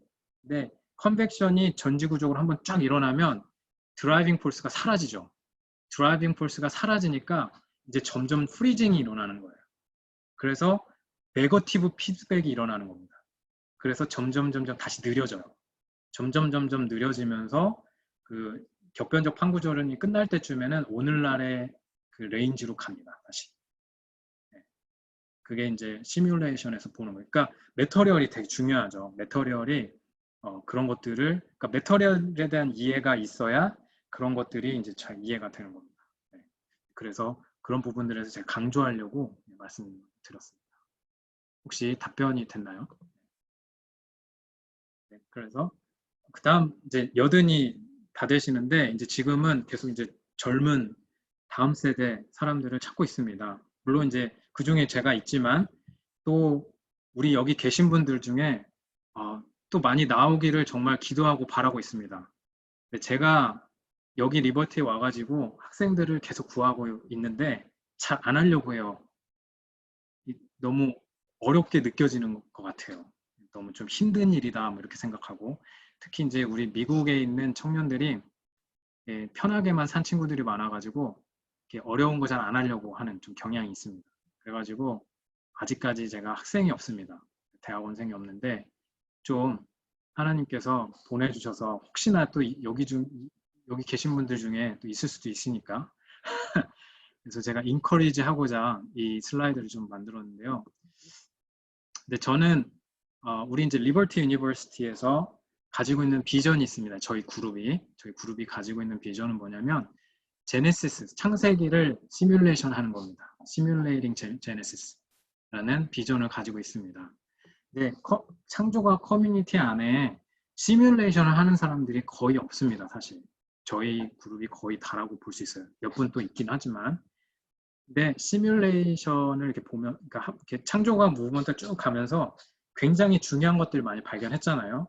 근데 우리가 격변적 판구적으로 모델이 중요하면서도 되게 중요한 게 뭐냐면 시뮬레이션을 통해서 굉장히 현실적이고 굉장히 사실적으로 보여줬다는 데 있습니다. 그러니까 대부분의 모델들은 우리가 애널리티컬 하다라고 얘기를 하는데 뭐냐면 그냥 이제 연필과 종이로 계산을 해서 어느 정도의 가정과 함께 단순하게 풀어낸 중요하죠. 굉장히 중요하죠. 거기가 이제 첫 번째 단계죠. 근데 이제는 제가 미국에서 컨퍼런스를 다니고 이제 창조과학자들을 만나면서 느끼는 거는 이제는 그 다음 단계로 나아가야 된다는 생각이 많이 듭니다. 특히 이제 연구에 있어서. 그 다음 단계가 뭐냐면은 이제는 좀 더 이 원론적인 내용들을 좀 더 디테일하게 검증하고 디벨롭한 좀 더 리얼리스틱하게 디벨롭하는 그런 과정들도 굉장히 이제 중요하지 않나. 왜냐하면 세큘러 커뮤니티는 계속 그렇게 발전을 하고 있거든요. 거기에서 나오는 내용들에 대해서 우리 계속 반박을 해야 되잖아요. 디펜스를 해야 되잖아요. 그러기 위해서는 또 그러한 노력들이 이제 계속 가야 된다고 생각합니다. 그래서 시뮬레이션도 그걸 할 수 있는 굉장히 좋은 툴이 됩니다. 그렇죠? 예를 들면은 마이클 오드라는 분 아시죠? 이제 그 기상 모델, 이제 그 아이스 에이지 빙하기에 대해서 굉장히 좋은 책을 썼죠. 그래서 잘 알려진 마이클 오드라는 분이 있는데 이분은 시뮬레이션 하는 분이 아닙니다. 근데 요즘에는 저기 제가 알기로 시다빌에 있는 한 분, 경호 형제가 이름 알 수 있을 것 같은데 한 분이 기상 모델 시뮬레이션 해가지고 이렇게 프레젠테이션 하는 거를 제가 저번에 봤습니다. 이제 보면서 느낀 게 그냥 단순한 그냥 애널리틱한 그런 이론대로 되지 않는 부분들이 있다는 걸 많이 발견하더라고요. 그러니까 우리가 그런 부분들에 대해서 좀 더 좋은 모델들을 해나가기 위해서는 후속적인 연구들이 계속해서 돼야 된다고 생각합니다. 그 중에 그런 일환으로 저희는 이제 이런 비전들을 가지고 있어요. 근데 제가 한 부분은 이 파란색 부분입니다. 테라, 플러드 시뮬레이션 이걸 했고 또 해야 될 거는 갤럭시, 솔라 시스템 이런 것도 있고 템퍼러처 히스토리 그리고 세디멘테이션 시뮬레이션 이건 지금 닥터 밤가드너께서 조금씩 하고 있고 그래서 이걸 이어서 할 사람이 또 필요합니다. 그리고 이런 건 했고요 이미. 그리고 기상 모델 이것도 어느 정도 되고 하고 있고 그 이후에 이제 여러 가지 이제 다른 모델들 이런 것들을 계속해서 이제 해나가려고 하는 비전을 가지고 있습니다. 그래서 저희 이제 이런 ACGR이라는 그룹이 있어요. Association of the Creation Graduate Research라고 하는 Researchers라고 하는 그룹이 있는데 이런 그룹에서 이제 같이 대학원생들을 이렇게 도우면서 키우면서 이렇게 하는 그런 노력들을 하고 있어서 혹시나 관심 있으신 분들 주변에 혹시 있으시면 이렇게 연락을 해주시면 좋을 것 같습니다. 우리가 하나님께서 6일 동안 창조하셨잖아요.